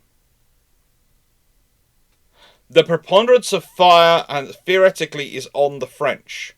The advantage should be on the French. They shouldn't be being mauled this badly, this quickly. But they are, because they can't do anything about it, because they're frozen. They have no idea of what to do.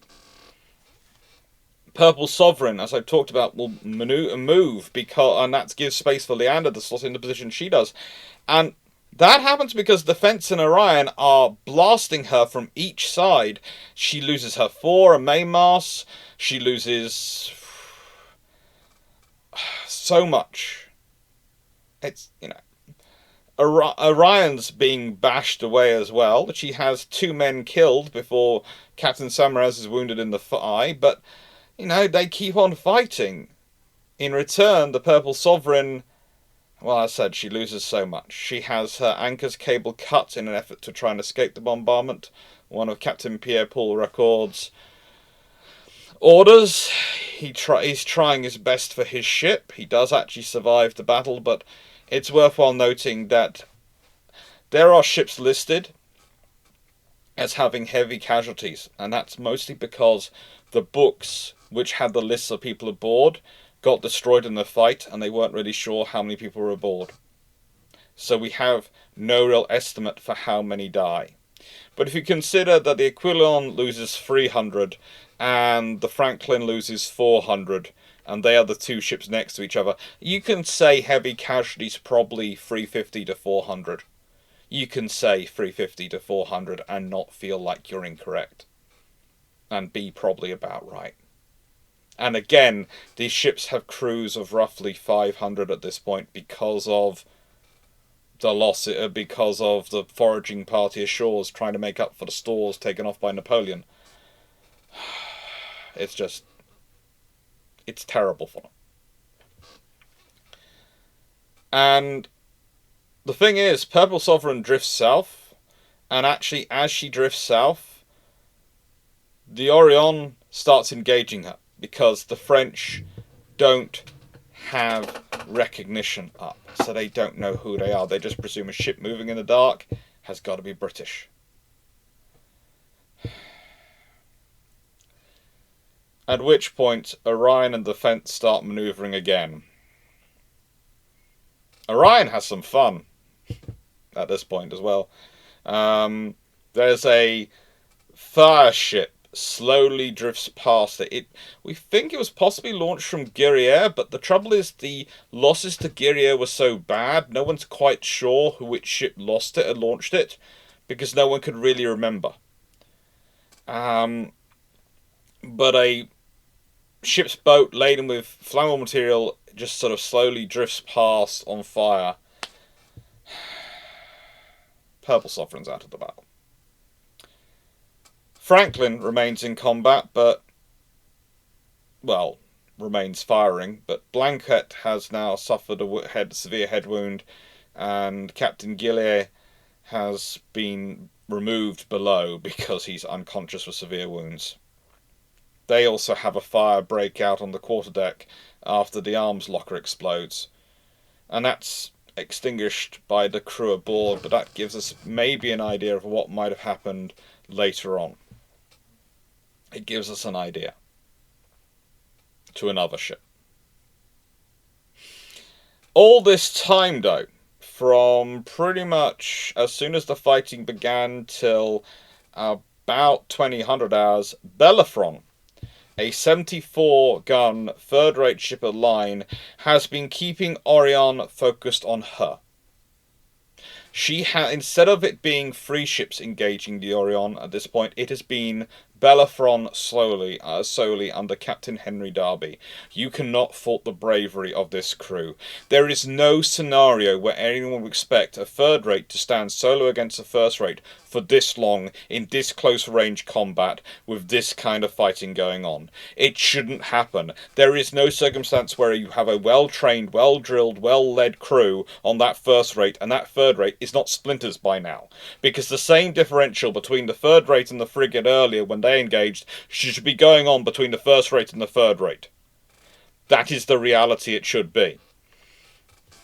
They have fires have been breaking out. They have probably the most casualties of any ship the Royal Navy has in this fight. Basically, it's 197 on Bellerophon. Majestic gets 193 in total. Vanguard has 106, and if you consider 100 of those were caused by that one broadside, that shows you what the French are suffering from, because that one raking broadside caused 100 out of 106 casualties. That is the damage a raking broadside does. When you rake a bow or a stern and you blast into it, you are causing 100 out of 106 casualties on Vanguard. And this is what the French are suffering from. This is what the French have allowed to happen. But the Orion so far has just been dealing with the Bellerophon.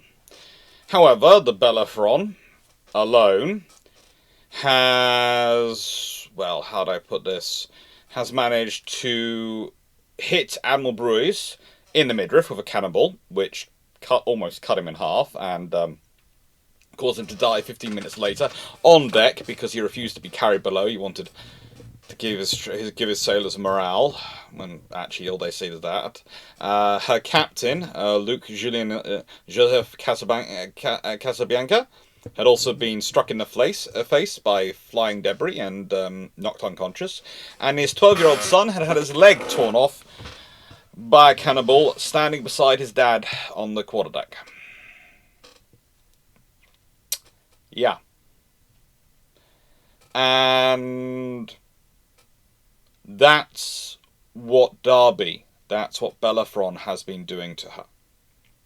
Anyway, at 20 hours, they cut their cables and they move off. They still continue to fight and still are resisting, but they're pulled out of it.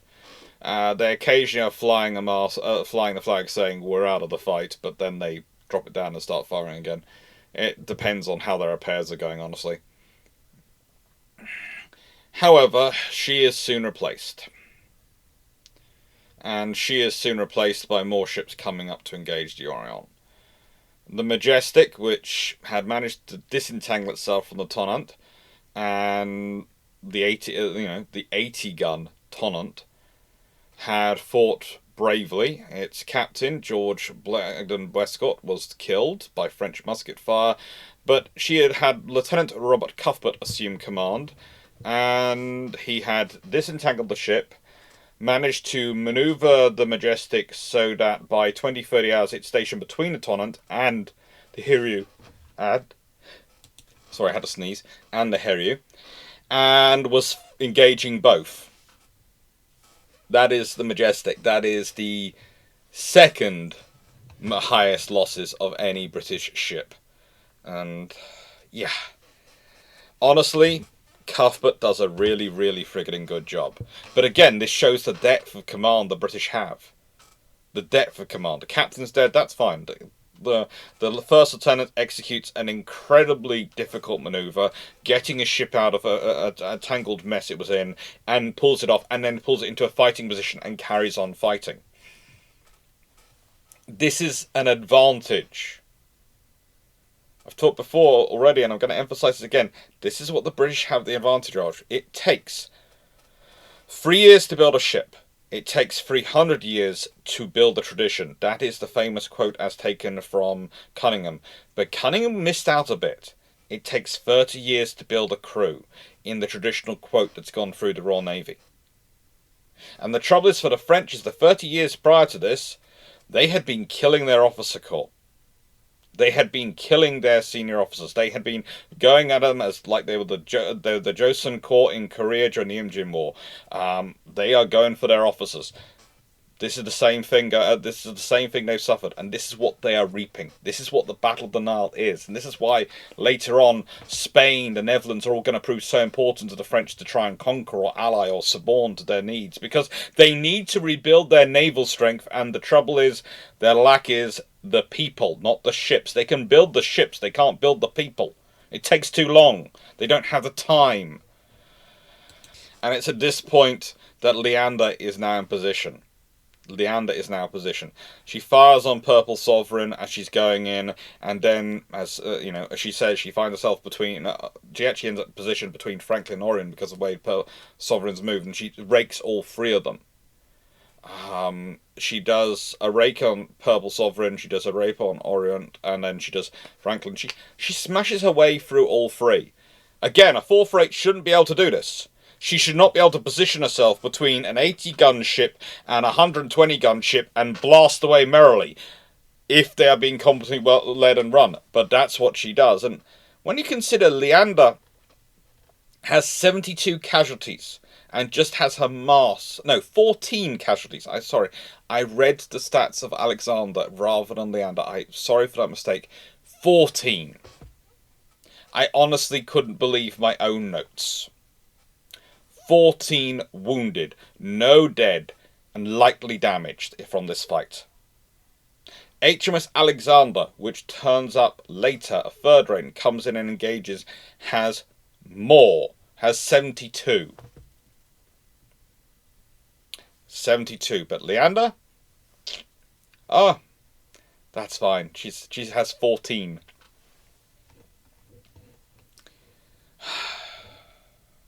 And that sigh really was... I'm happy she has 14. I'm happy.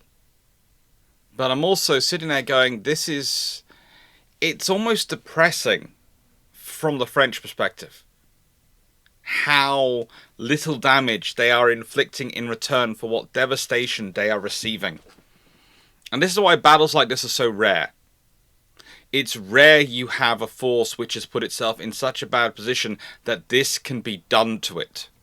That this kind of fight of annihilation can be carried out. Can be carried out. And it's at this point that... how do I put this politely? Swiftsure and Alexander start making their way into the fight. And they have, well, Culloden and Trowbridge warning them, going, stay away from the shoal, stay away, stay away, stay away, you know, shouting as loud as they can to stay away. Sorry if that just broke your microphones, but I'm trying to demonstrate they are literally shouting with everything they can. They are waving, they are making signals, keep away from the shoals. And so Alexander and Swiftsure arrive, tearing into the fight. They blast past Franklin, they blast past Tonnant, and they open up on Orion. They basically position themselves so they're engaging Orion and they're engaging a couple of other ships. They signal Bellerophon. She says she's okay, but she's out of action to extent disabled, and go, don't worry, Darby, we're tagging in. And this is where Orion's battle really begins, because now 2 fresh ships have arrived, and the Royal Navy is just getting started. And that all happens between 2000 hours and 2100 hours. That all sort of, that amazing interplay and dance of changing over and swapping stations happens in this hour. And then by 9 o'clock, by 2100 hours, well, further down the line, the Orion, fire is seen. Fire is coming out of her lower ports. No one's quite sure where it started. There's many discussions. My personal view is it was probably powder. Probably powder, with so many people running around trying to service the guns and all those sort of things, that it can quickly get out of hand. And if something happened like it happened on the Franklin earlier, if one of the arms rooms, one of the one weapons lockers blows up, that could also be a starting point for the fire. And they do say later on there was 2 explosions. And so a weapons locker blowing up would be it could be one of them, but I think the fire probably started with powder, because it comes on the lower decks first, and that's more where there's going to be powder than weapons lockers, etc. And yeah, the fire starts.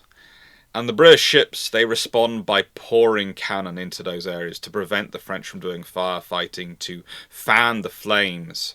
And then as they see it getting higher and higher in the ship, as they see it going up the mast, going out, leaping out of ports, going up the sails, going all over the hull, they close their own gun ports. They send their gun crews to firefighting parties, putting water everywhere, and pull themselves away. Even French ships, the Tonnant, the Heru and the Mercure, cut their anchors and drift southwards away from the ship, because everyone knows what's going to happen. When the fire is getting that bad and the crew can't fight it, you should be abandoning ship, but they aren't. They're trying to fight it. They're trying their best to save their ship.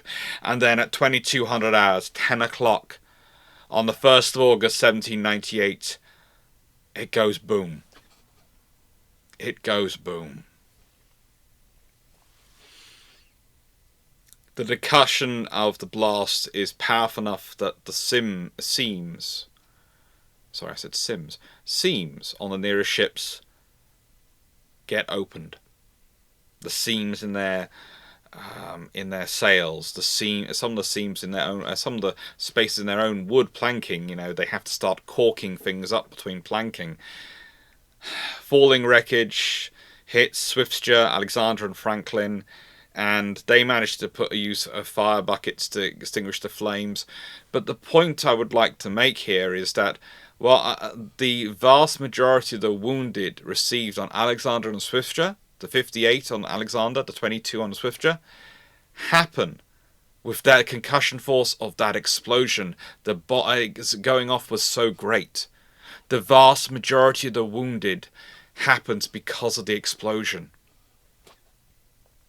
And it carries on. The situation gets worse from there, because this has now freed up that further damage Franklin, but it's freed up other rendezvous ships to start working their way down the line, working their way down.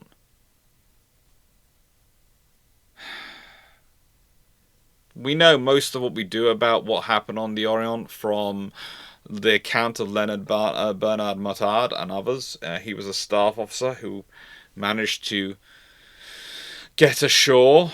But the trouble is, he was picked up, not ashore, he got picked up by the British. He was lucky. The ones who got ashore were mostly intercepted by the Bedouin tribesmen, the same people who've been harrying their parties ashore, etc., and of course they had to send more and more people to guard them.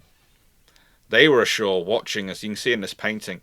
They were ashore watching, and they mostly killed the French when they came ashore. They really didn't have any love for them at this point. And they didn't like what they'd been doing to them.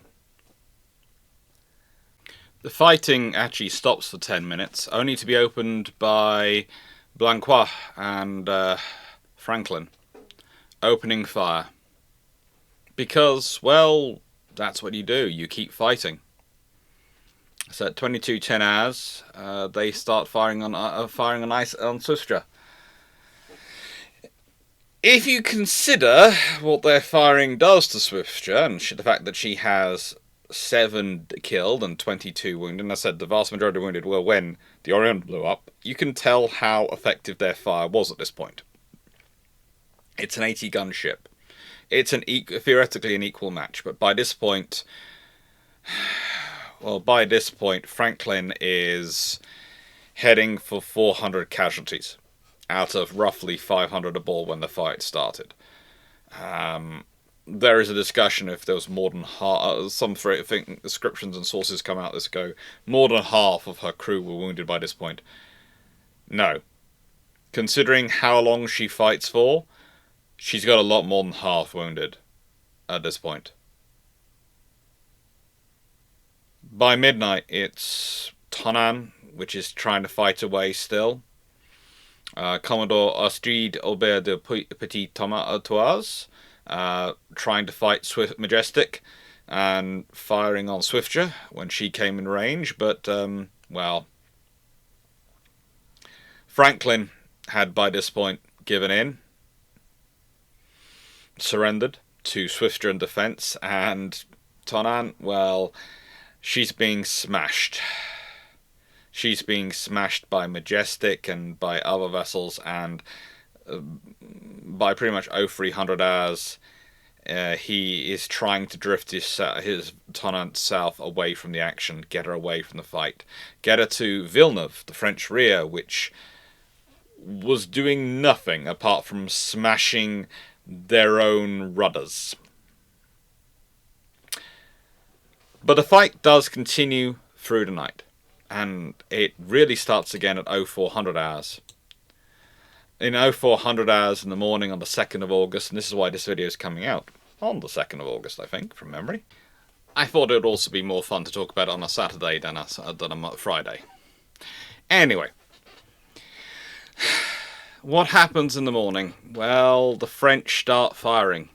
Guillaume Tell, Tonnant General, and Timion decide to engage the Alexander the Majestic. I do love the way that some sources describe him as the battered Alexander.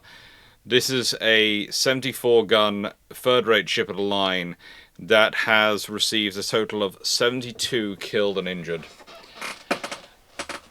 It's not battered.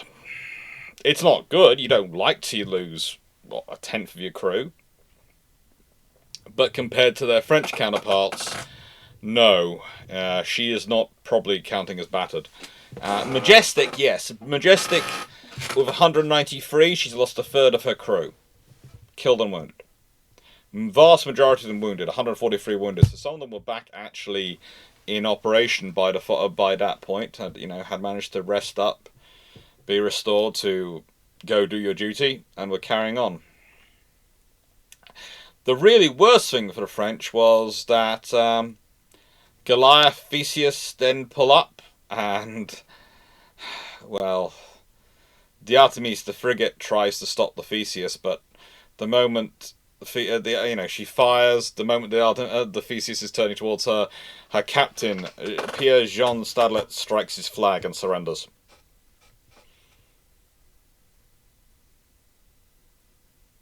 But he hadn't surrendered properly, because what he also does is he sets fire to his ship, and it blows up afterwards. So he scuttled his ship. He literally fired and fled, and surrendered probably to extent striking his flag, doing that, had done that to lure the British in, so he'd hoped to kill a party. Honestly, that would be classified later on as a war crime to do that. If you're luring the enemy into a position which you are using the trick of surrendering to lure them into, that is technically a war crime. The French ships, the remaining French ships of the line, tried to pull away from the shore, tried to get away, but they were being pursued. They were being pursued, and when Justice, another frigate, tried to, thought it might have a go at Bellerophon, which was undergoing hasty repairs. Well, let's be honest, nicest way, Derby wanted to be back in the fight. It was going to be hasty repairs. Justice finds itself with Zealous also after it going, hello, you want to take on my friend? And finds also that Bellerophon is also going, oh, we have working cannon! And quickly gets away. Herius and Mercure tried to do things, but they had drifted onto the shoal, and they were surrounded quickly by Alexander, Goliath, Theseus, and Leander, and they soon surrendered. But that fight, and the fight with Justice and others, allowed Villeneuve to get his ships, and I'm literally talking about his two ships, the Guillaume Tell and the Genereux, out. That is it. That's what he's able to do. He's able to get them out because of that. On the Tonnant, well, the Commodore's dead, and he requested that if he died, he be thrown overboard.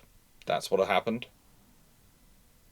And the ship's just unable to make speed. They try and drive it ashore. Timoleon does the same, but they capture. The Tonnant gets captured. Timoleon does manage to wreck itself. And from that point onwards, well, the Royal Navy basically goes, we will chase the French if we feel like it, but first of all we're going to get the Culloden ready, we're going to get our prizes fixed. And on the 3rd of August, Nelson dispatches Theseus and Leander to go to the Tonnant and Timoleon and to try and make sure they were properly secured. They capture the Tonnant. The Timoleon sets fire to itself, but the Tonnant has 1,600 French crew aboard by this point, survivors from other vessels. And they just surrender.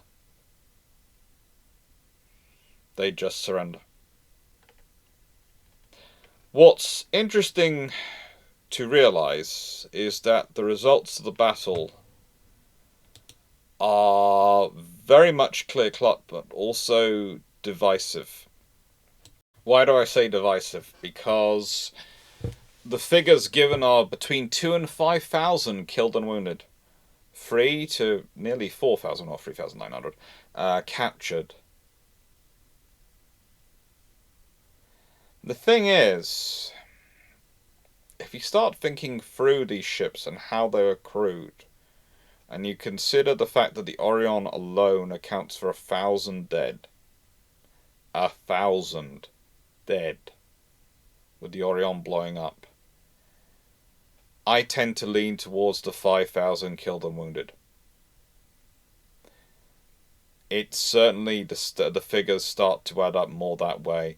Once you go through ships and you go, well, if we consider heavy casualties, 350 to 400. So let's go with 375. Then even before you get to the ships which are described as having light casualties, the Tonnant, the Herriot, the Mercure, the Guillaume Tell, the Genereux, and the Timoleon, the ships of the line, you're at 3,389. And then you start going, well, hang on, there's the Sirius, the frigate, which is annihilated. That had heavy casualties. And there's also the Artemis, which has light casualties. There's only two frigates, the Justice and the Diane, which escape casualties. You start to go, well, is it impossible to have another roughly 15 to 1,600 wounded on those remaining 7 ships? It's quite possible. It's very possible. And then you consider the fire they're being subjected to, the raking shots, the double shotting of the cannon, all the blasts the British are putting into there, and yeah, I'm going to go with the 5,000 figure as being closest to it. And yes, they have personnel ashore, but it fits with that size of force. And a lot of those 1,600 on the Tonnant, when it surrendered, a lot of them are personnel who've been coming in overnight from the survivors of the parties ashore who were fighting their way through the night against the Bedouin ashore. And then you've got nearly 4,000 captured. There is no scenario where this is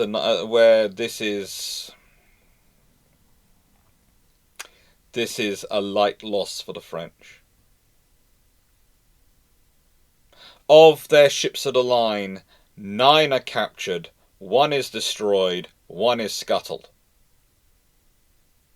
So they've lost 11 of 13. They've lost a frigate sunk and a frigate scuttled. They get 4 out of 17 vessels out of there.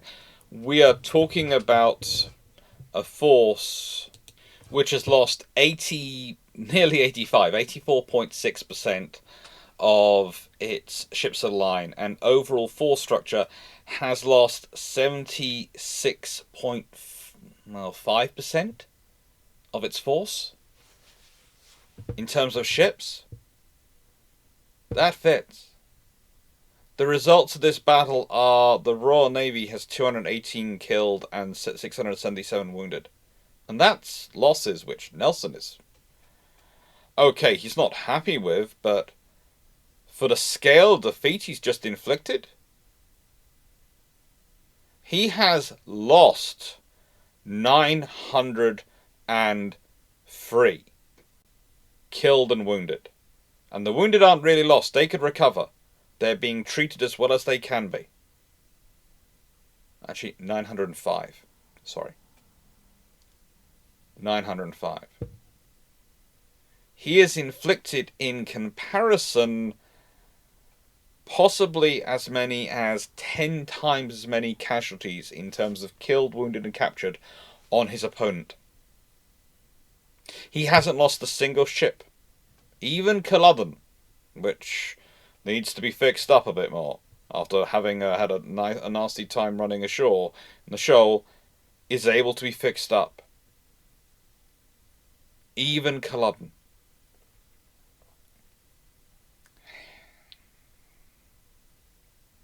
Results-wise, this is almost without precedent. There are very few battles which run at this level of annihilation. The Battle of Trafalgar is not this. Okay? It's not. At Trafalgar, the Franco-Spanish forces loses 18 out of 33 ships of the line, which means they still have 15 left. That's more than a third of their force remaining. That's probably, you could go for, let's see, 40% of their force remaining? 45% of their force remaining? That's Trafalgar. And yes, it's a larger fleet. Yes, it's a larger engagement. Yes, it's a fleet engagement. And yes, it is decisive in its own way. You can aim for a Trafalgar-style victory. A victory like the Nile, and such a conclusive annihilation of the French in the Western Mediterranean, that is something which, if it happens, is a glorious victory, but it's not something you can expect to happen.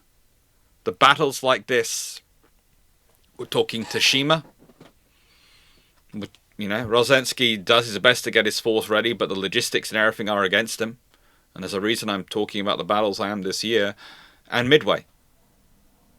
And even Midway doesn't really come to the scale of this. It annihilates their carrier force, and it certainly is decimating for their carrier strength, and therefore it does get featured in the same level of discussion, and should be.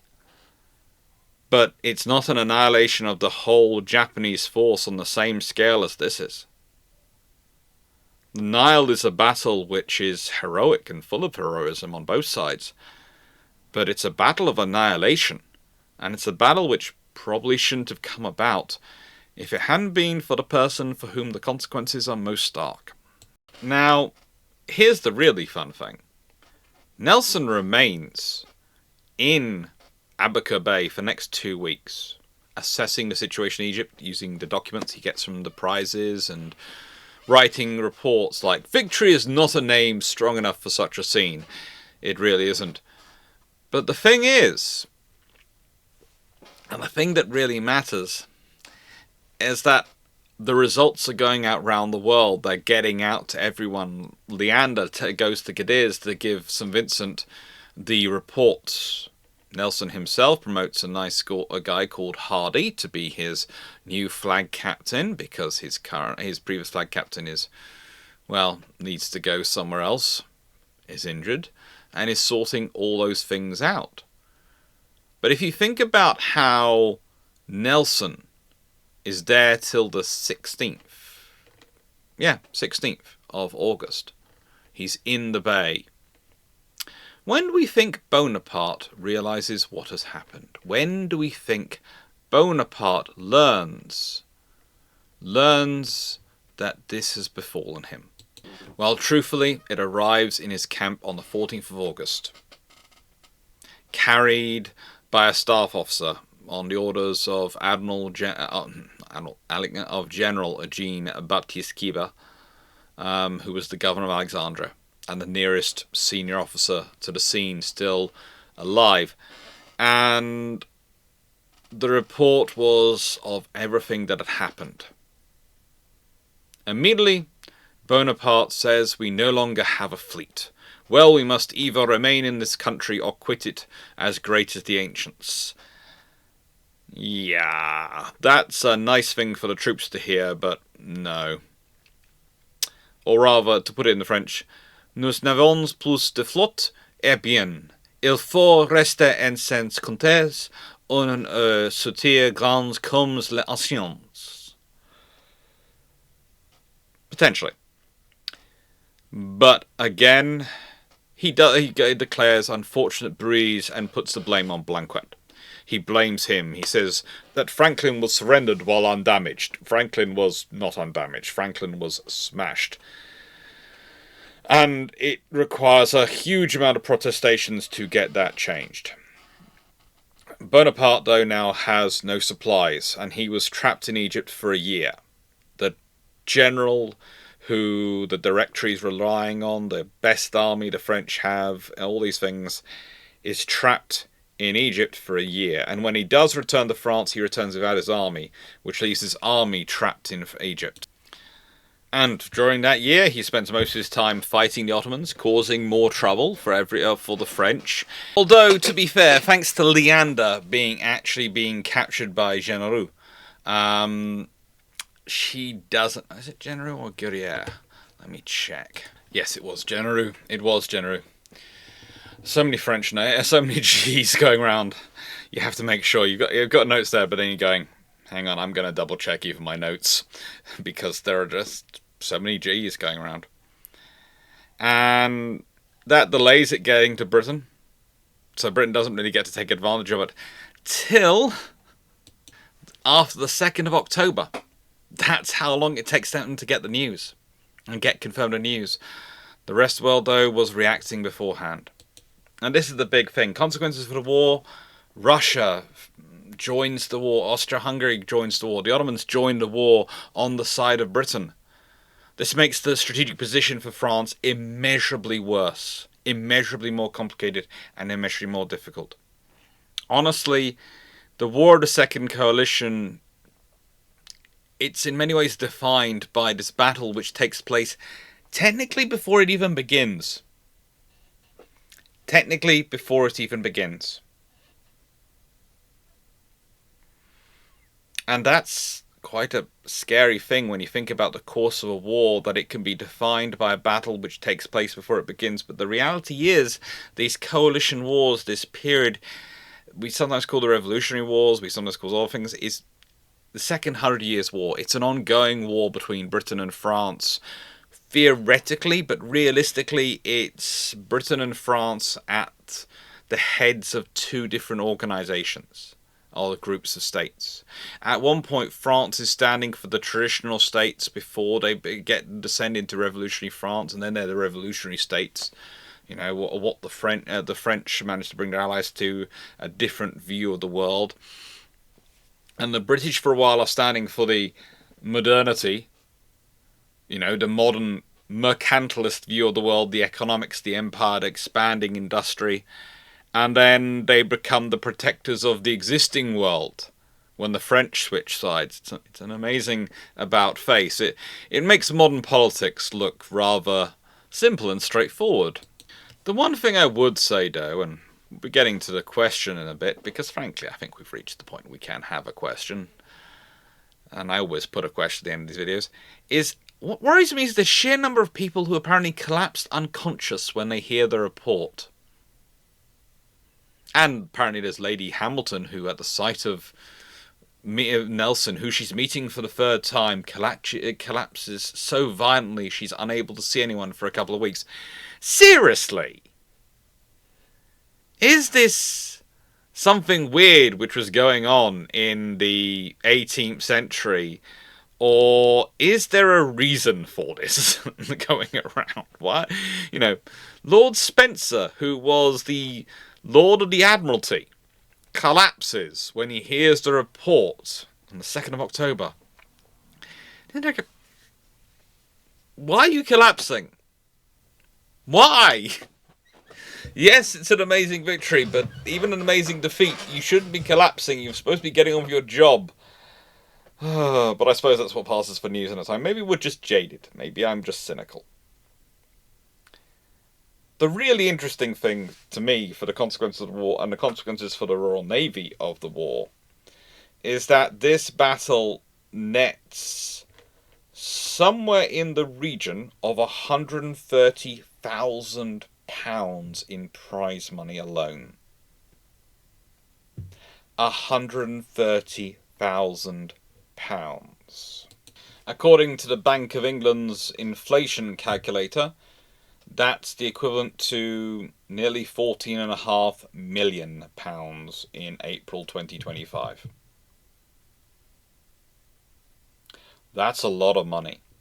And on top of that, Nelson would get voted £2,000 a year for life by Britain's Parliament, and he'd get £1,000 per year from the Parliament of Ireland, although, of course, the Act of Union in 1800 unfortunately ended that, so cut him down to just £2,000 a year from £3,000 a year. Still, useful money, let's be honest. That's nothing to sniff at in terms of the annual income. It's a useful extra income, and there's all sorts of prizes noted. The most interesting one to me is the Honourable East India Company, which presented a £10,000 prize to Nelson in recognition of the fact that his actions caused benefits for London, Liverpool, and other cities. They also make similar awards. And you sit there and go, okay, well, surely with Napoleon still sitting in Egypt, that's causing trouble for British trade. No, it's not. It just means they can charge more shipping rates because they are bringing it all around the Cape. Shipping adjusts. So that being said, what's today's question? What is today's question? What can we make today's question be? And it's a simple one for me. It's what do you think the impact is on history if, while they're going backwards and forwards between Egypt, which they did a few times, and enabled them to do a lot, a couple of times, they actually do have their night battle with the French fleet. What do you think happens in a night battle with the French fleet between Nelson's squadron and the French fleet and all those transport ships? Do we imagine that perhaps Nelson and Bonaparte meet each other at sword length across the quarterdeck of the Orion in a daring boarding action? I don't know, honestly, and I honestly don't think that the French ability to operate would have been much better than there was historically. But I'd be interested to see what you think would happen, how you think the battle would go, and what you think the impacts would be of such a naval battle. Such a battle in the night so before the French even get to Egypt, their army and their fleet gets intercepted and disrupted. Instead, of course, historically, Nelson races past them because his ships are being sailed so much better, get to Egypt, find them not there, race back, find them not there, race back to Egypt, find them there. And they passed in the night on the way, and then the British were sailing back and the French were still sailing there. What have we got coming up? Well, when this comes out on the 2nd of August, I think the video that's going to be coming up is Geoffrey Hornby, the 5th of August, Student of War to Naval Presence Master. Oh, he's a fun one. He is a really fun one. Thank you very much for watching. Hope you enjoyed. And if you like the videos, please do like, share and subscribe. It really does help the channel grow. And thank you for all your support in making this all possible. Take care.